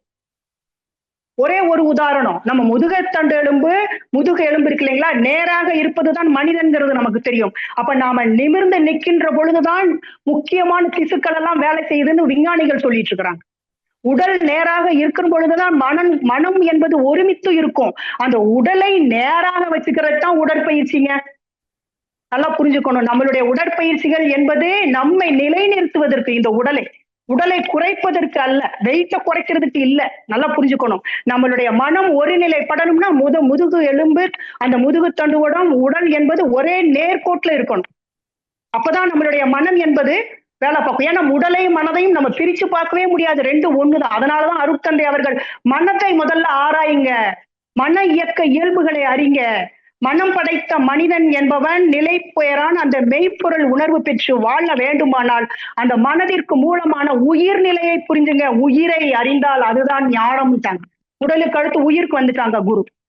உடலில் உயிர் இருக்கின்ற வரைக்கும் தான் நான் இந்த உடலை பாதுகாக்கணுங்க, இல்லைன்னா பாதுகாக்கணும்னு அவசியம் இல்லை. அது வரைக்கும் தான் நான் இந்த வாழ்க்கையை நடத்த முடியுங்க. அது வரைக்கும் தான் இந்த உடல் என்பது இருக்கும் வரைதான் நான் இந்த மனதோடு அசையக்கூடிய பொருட்களோடு தொடர்பு கொண்டு நான் வாழவே முடியும் இல்லைங்களா? அப்ப அதே நேரத்துல எப்பவுமே இந்த மனசு அசைஞ்சுக்கிட்டு வேகமாக இயங்கிக்கிட்டே இருந்துச்சுன்னா நான் என்னுடைய மன இயக்கம் சரியா தப்பாங்கிறத நான் எப்படி புரிஞ்சுக்க முடியும்? அப்ப உணர்ச்சி வசப்பட்ட நிலைதான் ஓங்கும். அதனாலதான் மனம் நிலைத்து இருப்பது அவசியம் அப்படிங்கிறாங்க. அசையும் பொருட்களோடு இருந்து வாழ்க்கையை நடத்துங்க. எப்ப தேவையோ அசையாமல் இருங்க. அப்பதான் சரியா தப்பா என்றதை புரிஞ்சுக்கணும். அதனாலதான் மகிழ்ச்சி தவத்திற்கு பிறகு நமக்கு அகத்தாய்வு பயிற்சியை கொடுத்திருக்கிறாங்க. நம் உடல்ல மனம் என்பது அரூபம்ங்கிறது நமக்கு தெரியும். ஆனால் அதுதான் நல்லது கெட்டது, இன்பம் துன்பம், உயர்வு தாழ்வு, விருப்பு வெறுப்பு அனைத்தையும் உணர்ச்சிகளாய் உணர்வு. அதனாலதான் மனத்திற்கு இயக்கமான அந்த உயிரை பற்றி நீங்க முதல்ல அறியணும் அப்படின்னு சொல்றாங்க. உடலு, உயிர், மனம், இந்த மூன்றிற்கு மூலம் எதுன்னு பாத்தீங்கன்னா வித்து. வித்துக்குள்ள என்ன இருக்குதுங்க? மெய்ப்பொருள். உடல் உயிர் இரண்டிற்கும் வித்தே மூலம். உட்பொருளே மெய்ப்பொருளாம் உண்மை தேர்வீர். உடல் என்பது அணுக்கள் பல சேர்ந்த கூட்டு. உயிர் என்பதோ அணுவின் நுண் துகள் ஆம். உடல் ஊடே உயிர் சுற்றி சுழன்று இயங்க உணர்ச்சி என்ற விளைவு உண்டாம். அறிவும் இதுதான். உடலை விட்டு உயிர் பிரிந்தால் அறிவு அங்கு ஏது? உடல் வாழ்விற்குள் தான் இன்பமும் துன்பமும் அப்படிங்கிறார். அப்ப தவத்துல உயிர் மேல மனம் வைத்து அறிவை அமைதி நிலைக்கு கொண்டு வருவதே முதல் படி நமக்கு. அப்போ உயிர் மேல மனம் வைத்து தவம் ஆற்ற மகரிஷி சொல்றாங்க, குண்டலினி ஆற்றல் அலைகளாக எழுந்து நம்மளுடைய மன இயக்கத்தையும் உடல் இயக்கத்தையும் ஒழுங்குபடுத்துகின்றன. அப்ப குண்டலினி யோகம் என்பது அறிவின் பதிவை கொண்ட உயிர் சக்தி. நல்லா புரிஞ்சுக்காங்க அந்த வார்த்தைகளை பாருங்க. அந்த குண்டலினி யோகம் என்பது அறிவின் பதிவை கொண்ட உயிர் சக்தி. நம்மளுடைய உயிர் சக்தியில அந்த அறிவின் பதிவு இருக்குது. அதை மேல் நோக்கி எழச் செய்யணும். மேல் நோக்கி எழச் செய்து அதிலே ஒன்றி நின்று இயற்கை ரகசியங்களை உணர்ந்து தன்னிலை உணரக்கூடிய பயிற்சி அப்படின்னு சொல்லிட்டாங்க. இப்ப உயிரே மேல போகல அப்படின்னா கண்டிப்பாக மேல்நிலை உணர்வு கிடைக்காது. அந்த உயிருக்குள்ளதான் இறைவன் இருக்கிறான். நல்லா புரிஞ்சுக்கணும். அந்த உயிருக்குள்ளதான் அந்த அறிவு இருக்குது. அந்த அறிவை தான் நம்ம மேல எடுத்துட்டு போறோம். அப்போ உயிருக்கு இயக்க மையங்கள் நமக்கு தெரியும். 6 மையங்கள் இருக்கிறதாக சொல்லுவாங்க இல்லையா? ஒவ்வொரு மையத்திலும் உயிர் சக்தியை இயக்கி இயக்கி இயக்கி அதன் பலனாக ஏற்படக்கூடிய உயிர் சக்தியால் தான் உடலில் உள்ள ஒரு செல்களையும் நம்ம ஒழுங்குபடுத்த முடியும். ஒரு செல்களையும் நம்மளுடைய தவத்தின் மூலம் நாம் ஒழுங்குபடுத்த முடியும். அப்ப உயிர் சக்தியை உணர்ந்து அதனுடைய இயக்கத்தை நெறிப்படுத்துவதன் மூலம் அப்பதான் நெறிப்படுத்திட்டோம்னா தான் மனம் என்பது படற்கை நிலை அப்படின்னு சொல்றோம் இல்லையா? அந்த படற்கை நிலையான அந்த மனதை நாம் சீர் செய்ய முடியும். உயிர் அறிந்தால் அறிவறியும் உண்மை. உயிர் அறிந்தால் அறிவறியும் உண்மை. உலகமெல்லாம் உயிருக்குள் இருக்க காணும். அப்படி நம்ம அறிஞ்சுக்கிட்டோம் அப்படின்னா இந்த உலகத்துல இருக்கக்கூடியது எல்லாமே நம்மளுடைய உயிருக்குள்ளதான் இருக்கு அப்படிங்கிறதை நம்ம பார்க்க முடியும். உயிரறிந்த அறிவாலே உலகை நோக்க உயர்வு தாழ்வு இல்லாத சமநிலை. அந்த நிலையில நம்ம பார்த்தோம்னா அவன் பெருசு, நான் பெருசு, நீ பெருசு, அவங்க கிட்ட இருக்கு இல்ல, இந்த உயர்வு தாழ்வு என்பது நம்ம கிட்ட இருக்காது. உயிரறியா அறிவு நிலை இருந்துச்சுன்னா அது மயக்கம். நான் தான் பெருசு, அந்த தான் தனது 6 குணங்கள் வந்துரும். ஒப்பற்ற உயிர் அறிய அதுதான் ஞானம் அப்படின்னு சொல்றாங்க. அப்ப உயிர் என்னும் இயக்க ஆற்றலுக்கு மூலமாகவும் இயக்க இடமாகவும் முடிவாகவும் இருப்பது சுத்தவெளி. அதனுடைய இயக்கம்தான் உயிர். உயிரின் படற்கையே மனம். இதை அறிவதே ஞானம். இந்த உண்மையை தெளிவாக தவத்துல தானே அதுவாக உணர்ந்தால் இந்த பேரியக்க மண்டலத்தில் இருக்கக்கூடிய எல்லாமே இயக்க களம், எல்லாமே அந்த இயக்க களத்தினுடைய தொடர்ச்சிங்கிறது நமக்கு தெரியும். நான் வேறு இல்ல, மற்ற உயிர்கள் வேறோ பொருளோ இல்லை. அந்த முழு முதற் பொருளே தன்னுடைய இயக்க சிறப்பால அனைத்துமாக இருக்கிறது அப்படிங்கிற ஒரு நிறை பொருள் அறிவு பூக்கும். மகரிஷி அந்த வார்த்தைகள் பாங்க, நிறை பொருள்னா என்னங்க, அந்த நிறைவான பொருள், அந்த அறிவு அப்பதான் நமக்கு பூக்கும் அப்படின்னு சொல்றாங்க. இந்த விளக்கத்தை நம்ம மறக்காம உடலோடு உயிர் இயங்குகின்ற நடைபெறும் வரையில தான் நம்மளுடைய உயிர்களுக்கு அறிவும் உடலாலும் கடமை செய்து மனித வாழ்விற்கு வழிகாட்டாகவும் வாழ முடியும். இப்படி வாழ்வதுதான் ஞானம் அப்படிங்கிறதை நம்மளுடைய மகரிஷி ரொம்ப எளிமையாக புரிஞ்சிருப்பாங்க, சொல்லி கொடுத்திருப்பாங்க. அதற்குத்தான் நாம அந்த பிரம்ம ஞானம் அப்படிங்கிற விளக்கத்தை நமக்கு கொடுத்திருக்கிறாங்க. பிரம்ம ஞானம் அப்படின்னா வேற ஒண்ணும் இல்லைங்க, இறை உணர்வு பெறுதல். பெருமையுள்ள செயல் விளைவு ஞானம் அறநெறியாம். பெருமையுள்ள செயல் விளைவு ஞானம். இங்க செயல் விளைவு ஞானம் அப்படிங்கறத ஏற்கனவே நம்ம ஒரு அறிஞர் சொல்லியிருக்கிறாரு. அதுதான் அறநெறி. பிரம்ம ஞானம் அறநெறியாக மலரும். பிரம்ம ஞானத்தை நம்ம புரிஞ்சுக்கிட்டாவே அங்க அறநெறி என்பது வந்துரும். பிறப்பு முதல் இறப்பு வரை மனிதனுக்கு அரண். இந்த பிரம்ம ஞானம் நம்ம புரிஞ்சுக்கிட்டோம்னா அறநெறி நமக்கு வந்துரும். நம்ம பிறந்ததுல இருந்து கடைசி வரைக்கும் நம்மளுக்கு ஒரு பாதுகாப்பாக இருக்கக்கூடியது இதுதான் பிரம்ம ஞானம். அதனை இறை வழிபாடு அப்படின்னு எல்லாரும் சொல்றாங்க. பேரு உலகில் மக்கள் நட்பை அறநெறியே காக்கும். இந்த உலகத்துல நம்ம எல்லார் கூடவும் நட்பாக இருக்க வேண்டுமானால் அதை அறநெறி மட்டுமே கொடுக்கும். அப்ப பிரம்ம ஞானம் வேறு, அறநெறி வேறு, அன்பு என்பது வேறு வேறு என்பது இல்லை. பேரறிவில இவை இரண்டும் ஒன்றில் ஒன்றாய் காணக்கூடிய அந்த விளக்கம், அந்த பழக்கம், அந்த அனுபவம் என்பதுதான் ஞானம். நாம் எப்பொழுதுமே ஏதாச்சும் ஒண்ணு செஞ்சுட்டேதான் இருப்போம். அந்த செயல்ல விளைவு வந்துட்டே தான் இருக்குது. ஆனா அந்த விளைவு எல்லாம் யாருடைய விளைவு? இறைவனின் கருணை, இறைவனுடைய ஒரு வரம் அப்படிங்கிறதை நாம் உணர்கின்ற பொழுது எப்பொழுதுமே இறை உணர்வு என்பது நம்மோடு இருக்கும். அதே நேரத்துல நாம் செய்யக்கூடிய செயல்கள் எல்லாமே பிறருக்கு நன்மை தரக்கூடியதாக இருக்கும். இந்த பழக்கம் வந்துருச்சா அற உணர்வு வந்துருச்சுங்க. அப்ப இறை உணர்வும் அறநெறியும் அற உணர்வும் தான் நமக்கு ஞானம். பிறர் பொருளை, பிற உயிரை, பிறர் சுதந்திரத்தை பிழையாக தான் கவரும் பேராசை, மேலும் பிறர் மனதை துன்புறுத்தி பெறும் மகிழ்ச்சியாவும் பேராதார பொருளை அகதவத்தால் உணர பிறருக்குள்ளும் தனக்குள்ளும் பேரியக்கமாயும் பேரறிவாயும் உள்ள இறை நீதி காண்போம். பிறர் சொல்லி தான் கேட்டு பெற முயற்சி இல்லாததையெல்லாம் பெற்றிடலாம் நிச்சயமாய் அப்படிங்கிறாங்க. எல்லாருக்குள்ளேயும், எனக்குள்ளேயும் சரி மற்றவர்களுக்குள்ளேயும் இந்த பேர் இயக்கமாக பேரறிவாக உள்ளது இறை நீதிதான். அந்த நீதி என்றுமே தவறாது, எந்த இடத்திலும் தவறாது, யாரிடமும் தவறாது. செயலுக்கு விளைவு என்பது நிச்சயம் என்ற தத்துவத்தை உணர்ந்து நாம் வாழுகின்ற பொழுது நம்மளுடைய வாழ்க்கை முழுவதுமே இறை நீதியாகவும் அற உணர்வாகவும் இருக்கும். இதுவே ஞான வாழ்வு என்று நம்மளுடைய குரு அருமையாக சொல்லியிருக்கிறாங்க அப்படின்னு சொல்லிட்டு இன்றைய இந்த சிந்தனையை இத்தோடு நிறைவு செய்து கொள்கிறேன். எனக்கு இந்த ஒரு நல்லதொரு வாய்ப்பினை வழங்கிய உலக சமுதாய சேவா சங்க நிர்வாகிகளுக்கும் ஆழியார் ஐடி நிர்வாகிகளுக்கும் மனமார்ந்த நன்றியை தெரிவித்துக் கொள்கிறேன். மேலும் அனைத்து சிந்தனையாளர்களுக்கும் நன்றிகளையும் வாழ்த்துக்களையும் சொல்லி நிறைவு செய்து கொள்வோம். வாழ்க வளமுடன், வாழ்க வளமுடன். தற்போது அம்மா அவர்கள் நம்முடைய கேள்விகளுக்கு சிறப்பாக பதிலளிக்க இருக்கிறார்கள்.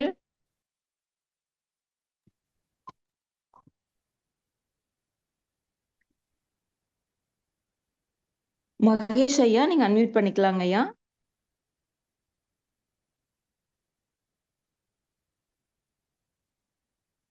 ஹலோ, வாழ்க வளமுடன். வாழ்க வளமுடன் ஐயா, கேக்குதுங்க ஐயா. அம்மா லைன்ல இருக்காங்க. அம்மா வாழ்க வளமுடன்மா. வாழ்க வளமுடன்.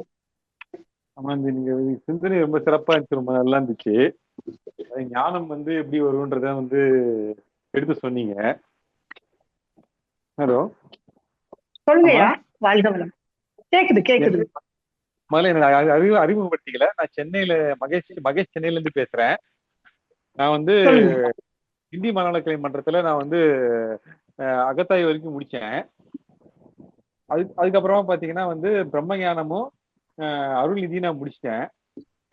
அதாவது நீங்க ஒரு இதை பத்தி சிறப்பா சொன்னீங்க. இந்த மாதிரியான ஞானம் எப்படி வரும்னு சொல்லிட்டு இந்த கோழி முட்டையில இருந்து ஒரு கோழி முட்டையில இருந்து குஞ்சு அந்த குஞ்சு வெளியில வரும்போது நல்ல அது அது அது ஞானமா நம்மளுக்கு வரும்னு சொல்லி சொன்னீங்க. அருமா சிறப்பா சொன்னீங்க. ரொம்ப நல்ல நன்றிமா. எனக்கு வாழ்க ஞானம் வளமுடன். இப்ப இவ்வளவு தூரம் வந்து கூட ஒரு விஷயம் என்னன்னா வந்து இன்னும் பசி ரொம்ப எடுக்கும்போது யாராவது கொஞ்சம் டென்ஷன் கொஞ்சம் ஒரு மாதிரி இதுவா சொன்னா கொஞ்சம் கோவப்பட்டுடுறேன். இது அது வந்து முன்னோர்களோட பதிவுனாலயா இல்ல அது சரியானபடி எனக்கு வந்து சேராதுனாலயா? வாழ்க வளமுடன் ஐயா. வாழ்க வளமுடன்ங்கய்யா. பசி வந்து அதிகமா எடுக்குது, அந்த நேரம் கோவப்படுறோம் அப்படின்னா முதல்ல வந்து பிராணாயாமா நல்லா பண்ணுங்கய்யா. பிராணாயாமா நீங்க பசி வந்து வர நேரம் பிராணாயாமா பண்ணுங்க, பசியெல்லாம் போயிடும். சாப்பிடுறதுல மட்டும்தான் நமக்கு வயிறு நிறையுது, நமக்கு எனர்ஜி கிடைக்குது அப்படிங்கிறதை நம்ம நினைச்சிட்டு இருக்கிறோம். அதுதான் அந்த டயத்துக்கு நீங்க பழகி இருக்கீங்க. அந்த பசி வந்த உடனே சாப்பிடணும், ஏதாச்சும் கொடுக்கணும் அப்படின்றத அது கொடுக்கலன்றப்போ உங்களுக்கு கோபம் வருது. நம்ம பயிற்சி முறைகளை கரெக்டா பண்ணுங்கய்யா, சரியா இருக்கும். வாழ்க வளமுடன் ஐயா. ஆடிச்சுதானே மேமா பிராணாயாமம்? ஹலோ ஹலோ அம்மா, ஹலோ கேக்குதுங்களா? ஹலோ ஐயா இருங்க ஐயா. வாழ்க வளமுடன். ஆடிச்சுதானேமா பிராணாயாமம்னா?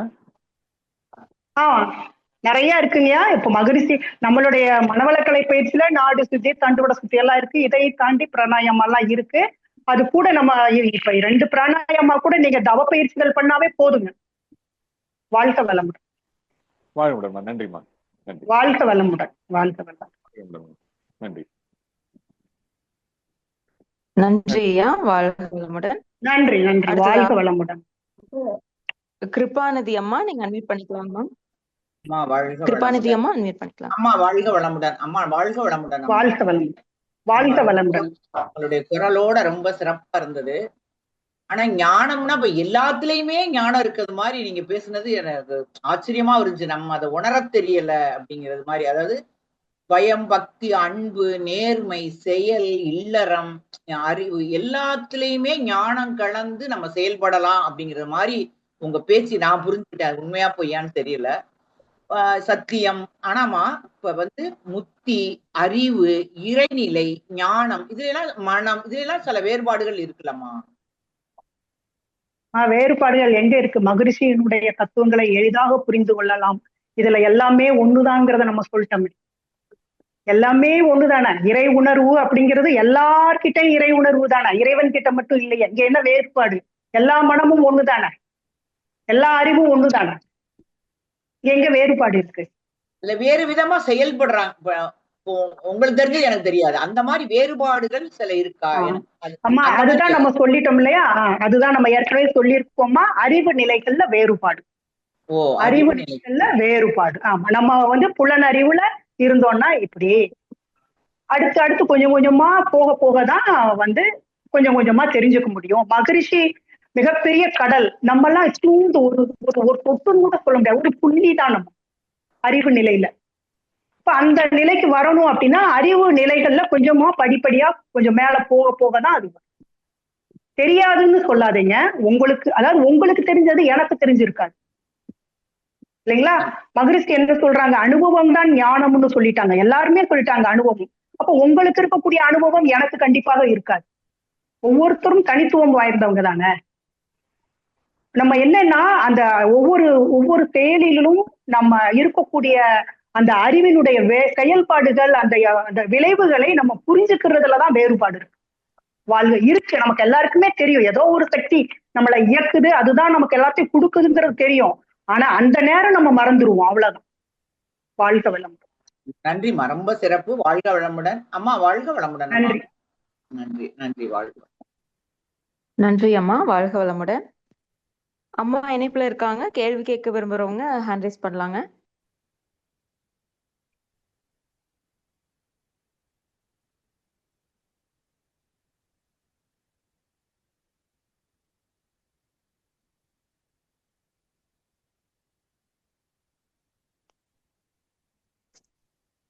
உமையாலம்மா நீங்க அன்மியூட் பண்ணிக்கலாங்கம்மா. அம்மா வாழ்க வளமுடன்மா. வாய்ப்புக்கு நன்றிம்மா. அம்மா வாழ்க வளமுடன்மா.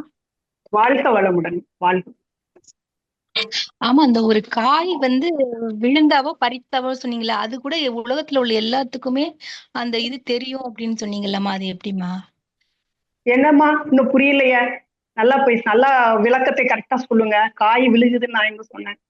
காய் வந்து இல்ல பழமாகவும் சொன்னேன். அம்மா இல்லம்மா, காயிலிருந்து தான் பழம் வர முடியும். ஒரு பொருளுடைய அதிர்வு வந்து இந்த உலகத்துல உள்ள எல்லா இதுக்கும் தெரியும் அப்படிங்கிற மாதிரி நான் புரிஞ்சுக்கிட்டேம்மா. அதுதான் கேக்குறேம்மா நான் உங்ககிட்ட. ஓகே, இல்ல நம்மளுடைய அசைவுன்னு சொல்லியிருப்பேன்.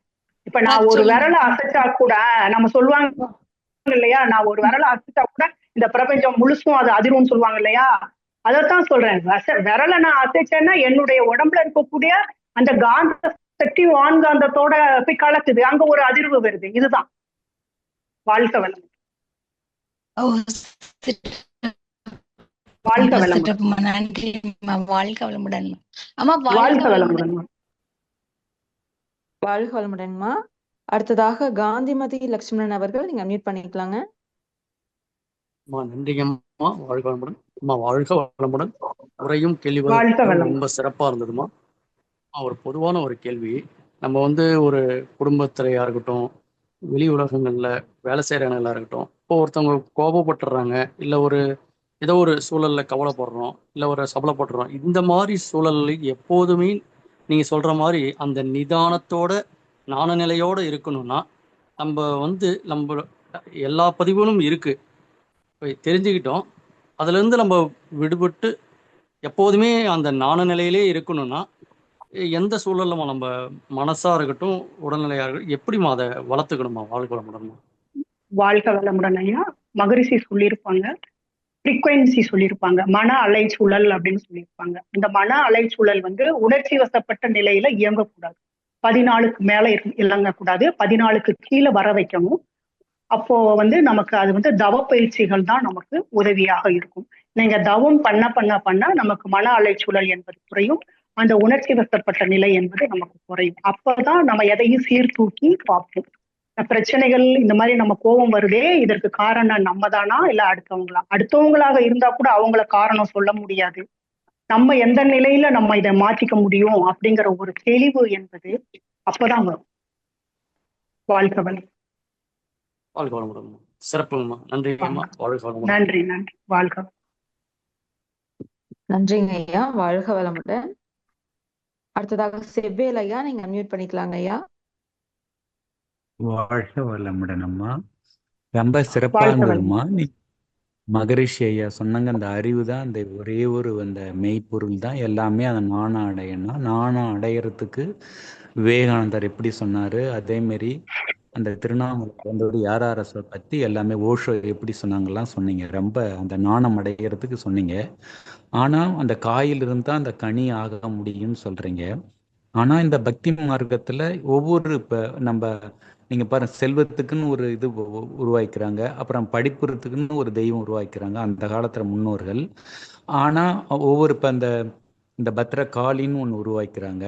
இது வந்து எப்படி இந்த பக்தி மார்க்கத்துல தான் நம்ம வந்து நாணம் அடைய முடியும் எப்படின்னு அந்த காலத்து முன்னோர்கள் ஏன் இத்தனை வகையான அந்த கோயில்கள்ல இத்தனை வகையான அந்த உருவ சிலைகளை அந்த மகரிஷி சொல்றாரு, நம்ம சுயமா சிந்திக்க சொல்றாரு. அது கரெக்டா நம்மளுக்கு நல்லா புரியுது. ஆனா இத்தனை விதமான இதுகள் நடந்து, அதுவும் அந்த கும்பாபிஷேகம் அந்த 12 ஆளுகள் வருது, அந்த நாண நிலையை அவங்க ஏமா அந்த அடையறதுக்கு அவங்க வழிகிறதுக்கு ஏமா முடியல? வாழ்க வளமுடன்.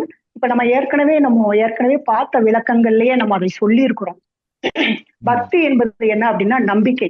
இப்ப நான் சும்மா கண்ணை மூடிட்டு உட்காந்து எனக்கு இது வேணும் இது வேணும்னு என்னுடைய தவத்துல நான் ஃப்ரீக்வன்சியை குறைச்சிட்டு கேட்டாலும் அது எனக்கு கிடைக்கும். ஆனா எனக்கு அந்த மாதிரி உட்கார்றதுக்கு என்னால முடியலையே, என்னால என்னை நம்பி நான் உட்கார முடியல அப்படிங்கிறப்போ புலன்கள் மூலமாக எல்லாத்தையும் புரிஞ்சு புரிஞ்சு நம்ம பழக்கப்பட்டுட்டோம். ஏற்கனவே புலன் இல்லாம நீ யோசின்னா கண்டிப்பா அங்க யோசிக்க முடியாது. அதனால என்ன, ஏற்கனவே நம்ம சொன்னோம், அந்த சடங்கு முறைகள், அந்த தெய்வ வழிபாடு முறைகள் அப்படிங்கிறது நமக்கு ஒரு பாதுகாப்பையும் ஒரு நம்பிக்கையும் கொடுக்கக்கூடியதுதான். அறநெறியை வளர்க்கக்கூடியதுதான். ஒழுக்கம், கடமை, ஈகை என்ற அறநெறியையும் வளர்க்கக்கூடியதுதான். இப்ப எனக்கு ஒண்ணு தேவை அப்படின்னா அந்த தேவை, எனக்கு பணம் வேணுமா, அதற்கு வந்து இந்த சாமியை நீ கும்பிட்டேன்னா உனக்கு நான் ஒரு எப்படி நான் மந்திரத்தை சொல்றனோ அதே போல அந்த கடவுளை நினைச்சு நான் ஒரு மந்திரத்தை சொல்றேன். அப்ப அந்த கடவுளுக்கு அந்த காந்த சக்தியை ஏற்றி வச்சிடுறாங்க. அந்த சாமி சிலைக்கு கீழே காந்த சக்தியை தான் நல்ல ஏற்றி அதுக்கு கீழே கொண்டு போய் வச்சுக்கிறாங்க. நம்ம அந்த இடத்துக்கு போனோம், அந்த காந்த சக்தியை தான் நம்ம வாங்கிக்கிறோம். இப்படிதான் ஒவ்வொரு கடவுளுக்கும் ஒரு குணங்களாக வச்சு நம்ம அதை வழிபடுங்க, உங்களுக்கு இது கிடைக்கும் அப்படின்னு சொல்றாங்க. சரி, அதே இது நம்ம உட்கார்ந்த இடத்துலயும் இதே கடவுளை நான் என்னுடைய தவத்திலேயே கொண்டு வந்து எனக்கு தேவையானதை நான் பெற முடியும். அப்படி நான் பெறுவதற்கு உட்காரணும் இல்லையா ஒரு இடத்துல, அதுவே என்னால முடியலையே. இப்ப என்ன பண்றது? ஏதோ வீட்டுக்குள்ள உட்கார்ந்து என்னால பண்ண முடியல அப்படின்னா ஏதோ ஒரு இடத்துல போய் உட்காரு, அங்க உனக்கு கிடைச்சிச்சுன்னா உட்கார்ந்து கேளு. அப்படி பழகி சரி அங்க இருக்கிறதா இங்கே இருக்குன்றதை புரிஞ்சுக்கிட்டு மாறி நம்ம உட்கார்ந்து பிராக்டிஸ் பண்ணணும். அப்ப அது தப்புன்னு நம்ம சொல்ல முடியாது. அதாவது சிலை வழிபாடோ அதாவது வேண்டாம்னு சொல்றாங்க, அது நம்பிக்கை அப்படின்றது வேணும். அது வரைக்கும் நமக்கு அது கண்டிப்பாக வேணும். ஒரு ஊன்றுகோல் வேணும் இல்லையா? கொஞ்ச நாளைக்கு நம்ம பிராக்டிஸ் பண்றதுக்கு நமக்கு ஒரு கையில ஒரு டூல் வேணும். அது கண்டிப்பாக நம்ம வச்சுக்கலாம். அது எல்லா நேரமும் அதை கையில தூக்கிட்டே அலைய முடியுமா? தேவையில்லை. எப்ப நமக்கு அது தேவையில்லைன்னு முடிவு பண்றோமோ அப்ப அதை ஒதுக்கி விட்டுட்டு நம்ம வாழுவதற்கு முயற்சி பண்ணணும். அதுதான் அதற்கும் இதற்கும் உள்ள வித்தியாசம். வாழ்க வளம். சரி, ரொம்ப சிறப்புங்க, மிக்க மகிழ்ச்சி. வாழ்க வளமுடன். வாழ்க வளமுடன். நன்றி ஐயா, வாழ்க வளமுடன். அடுத்ததாக இந்திராணி அம்மா, நீங்க அன்மியூட் பண்ணிக்கலாங்கம்மா. நன்றி அம்மா, வாழ்க வளமுடன். அம்மா சமத்துவராணி அம்மா, மிக அருமை அம்மா, வாழ்க வளமுடன். கேக்குதாம்மா? ஹலோ, கேக்குதாம்மா? கேக்குதுங்கம்மா, சொல்லுங்க. வாழ்க வளமுடன், வாழ்க வளமுடன். வாழ்க வளமுடன். நீங்க மடை திறந்த வெள்ளம் போல அருமையா சொன்னீங்கம்மா. எல்லா விஷயங்களும் ஏற்புடையதா தான் இருந்தது. அன்பு நீங்க சொன்னதே நான் திரும்ப சொல்லலைன்னாலும் அந்த பக்திக்கும் ஞானத்துக்கும் உள்ள வேறுபாட்டை நல்லாவே எடுத்து காட்டினீங்கம்மா. நானும் ஒரு பொதுவான கேள்விதான் கேட்கிறேன். நம்ம டே டு டே லைஃப்ல சின்ன ஒரு பெற்றோருக்கு ஒரு 4 குழந்தைங்க இருக்குன்னு வச்சுங்க. சின்ன வயசுல அவங்கள எல்லாரையும் அன்பு காட்டி ஆதரவு அணைப்பு எல்லாம் கொடுத்துதான் பெற்றோர் வளர்க்குறோம். அதுங்களும் ஒருவரோட ஒருவர் அன்பா வாழ்ந்துட்டு தான் இருக்காங்க.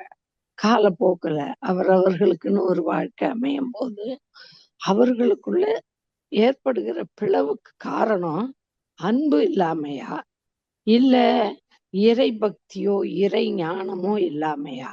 எதனால அவங்களுக்குள்ள பிளவு ஏற்படுது? கிட்டத்தட்ட 20 வருஷம் 25 வருஷம் ஒன்னா வாழ்ந்த வாழ்க்கையெல்லாம் பிற்காலத்துல மறந்து போய் பெரிய ஒரு சவாலாக இருக்கு அவங்களோட வாழ்க்கை. ஆனா அவங்களுக்கு அது ஒத்து போகுது. பெற்றோர்கள் இருந்தா அவங்களுக்கு கஷ்டமா இருக்கு ஐயா, இருக்குமா? அதை பார்க்கும்போது நம்ம இப்படியா வளர்த்தோம், இந்த பிள்ளைகளுக்கு என்ன சொல்லி வளர்த்தோம், ஏன் இப்படி ஆச்சு? கால வித்தியாசமா?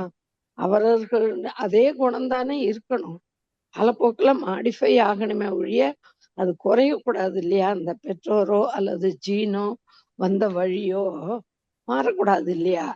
அப்படி ஒரு கர்மாவா அந்த பிள்ளைகள் ஒரே வயிற்றுல இருந்து வந்த பிள்ளைகளுக்கு அப்படி ஒரு கர்மாவான்னு நினைக்க தோணுதுமா. இப்ப இந்த நிலை மாறவே மாறாதா? என்னைக்காவது ஒரு நாளைக்கு அவங்க ரியலைஸ் பண்ணுவாங்களா நாம செஞ்ச தப்பு? நாம ஒன்னா பிறந்தவங்க, ஒன்னா வளர்ந்தவங்க, வாழ்ந்தவங்க இத்தனை வருஷம் நாம மனதாலேயாவது உடலால ஒற்றுமையா இருக்க முடிய வாய்ப்பு இல்லைன்னாலும் மனதளவுல ஒற்றுமையா இருக்கணும்னு எப்பமா நினைப்பாங்களா? அவங்க வாழ்க்கையில ஒரு இது தோணுமா? அதான் வாழ்க வளமுடன். வாழ்க வளமுடன். வாழ்க வளமுடன். அந்த எதிர்பார்ப்புகள் அப்படிங்கிறத நம்ம கொஞ்சம் குறைச்சு போகணும். ஏன்னா ஒவ்வொருத்தரும் ஒவ்வொரு அறிவு நிலையில இருக்கிறாங்கம்மா, ஒவ்வொரு தேவை நிலையில இருக்கிறாங்க, ஒவ்வொரு பொருளாதார நிலையில இருக்கிறாங்க. அப்போ அங்க கூடுதல் உறவு நிலையில கொஞ்சம் வேறுபாடுகள் கண்டிப்பாக இருக்கு. எல்லாருடைய வாழ்க்கையும் ஒரே மாதிரி இருக்கிறது இல்ல. 4 பேராக இருந்தாலும் 4 பேருக்குடைய வாழ்க்கை நிலைகள் என்பது வேறு வேறாக இருக்கு. அப்போ ஒருத்தருக்குள்ள ஒருத்தர் அந்த பிரச்சனை. ஆனா அன்பு இல்லைன்னு எல்லாம் சொல்ல முடியாதுங்க. அதாவது உயிர் அப்படிங்கிறது எல்லாரும் உயிரும் ஒண்ணுட்டு தானே போயிருக்கு. உயிர் நிலையில கண்டிப்பா அன்பு என்பது இருக்கதான் செய்யும். அந்த சூழ்நிலை சந்தர்ப்பங்கள் இந்த மாதிரி ஒரு குறிப்பிட்ட காலம் இருக்குமா. எல்லாத்துக்குமே மகரிஷி சொல்லியிருப்பாங்களே, எந்த ஒரு பதிவாக இருந்தாலும் அனுபவிக்கிறதுக்கு ஒரு குறிப்பிட்ட காலம், அனுபவிச்சு முடிச்சிட்டோம்னா அது சரியா போகும். இந்த இடத்துல நம்ம என்ன பண்ணணும்னா தள்ளி நின்று, அவங்களுடைய வாழ்க்கையை அவங்க பாத்துக்குவாங்க, அவங்களுக்குள்ள பிரச்சனை இருக்காது, நாளைக்கு ஒண்ணு செஞ்சுட்டு போயிடுவாங்க. இதுல நம்ம ரொம்ப ஆழமாக சிந்திச்சு நம்மளுடைய உடலையும் மனதையும் வருத்தி கொள்ள வேண்டிய அவசியம் கண்டிப்பாக இல்லைன்னு தான் நான் சொல்றேன். ஆனா பிராக்டிக்கல் லைஃப்ல அது ஒத்து வராது. ஒரு தாய் அப்படிங்கிறப்ப எல்லாத்தையும் நம்ம பார்ப்போம் இல்லையா, எல்லாருமேலையும் ஒரே மாதிரி தான் இருக்கும். ஆனா அது இல்ல, அது இருக்காது அப்படிங்கிறதை நம்ம மனத்தை பக்குவப்படுத்தி கொண்டு வாழ்க்கை வளமுடன். கொஞ்சம் கஷ்டம்தாம்மா, அது கஷ்டம்தான் வாழ்க்கை வளம். கஷ்டம், ரொம்ப கஷ்டம். இல்ல நம்ம வாங்கிட்டு வந்திருக்கிறோம் இல்லையா, நம்ம கொஞ்சம் வாழ்த்துங்கம்மா, வாழ்த்துதான். வாழ்க வளமுடன். புரியுது. வாழ்த்து. நம்ம நம்ம கையில இல்லைங்கம்மா, நம்ம கையில எதுவுமே யாரையுமே மாற்றுறதுங்கிறது நம்ம கையில கிடையாது. முடியாது. வாழ்த்துறது மட்டுமே நமக்கு முடியும். வாழ்க வளம். வாழ்க வளம். நன்றிம்மா. நல்ல நன்றி. நன்றி. வாழ்க வளமுடன். நன்றி அம்மா. நன்றி. நன்றிம்மா. வாழ்க வளமுடன்மா.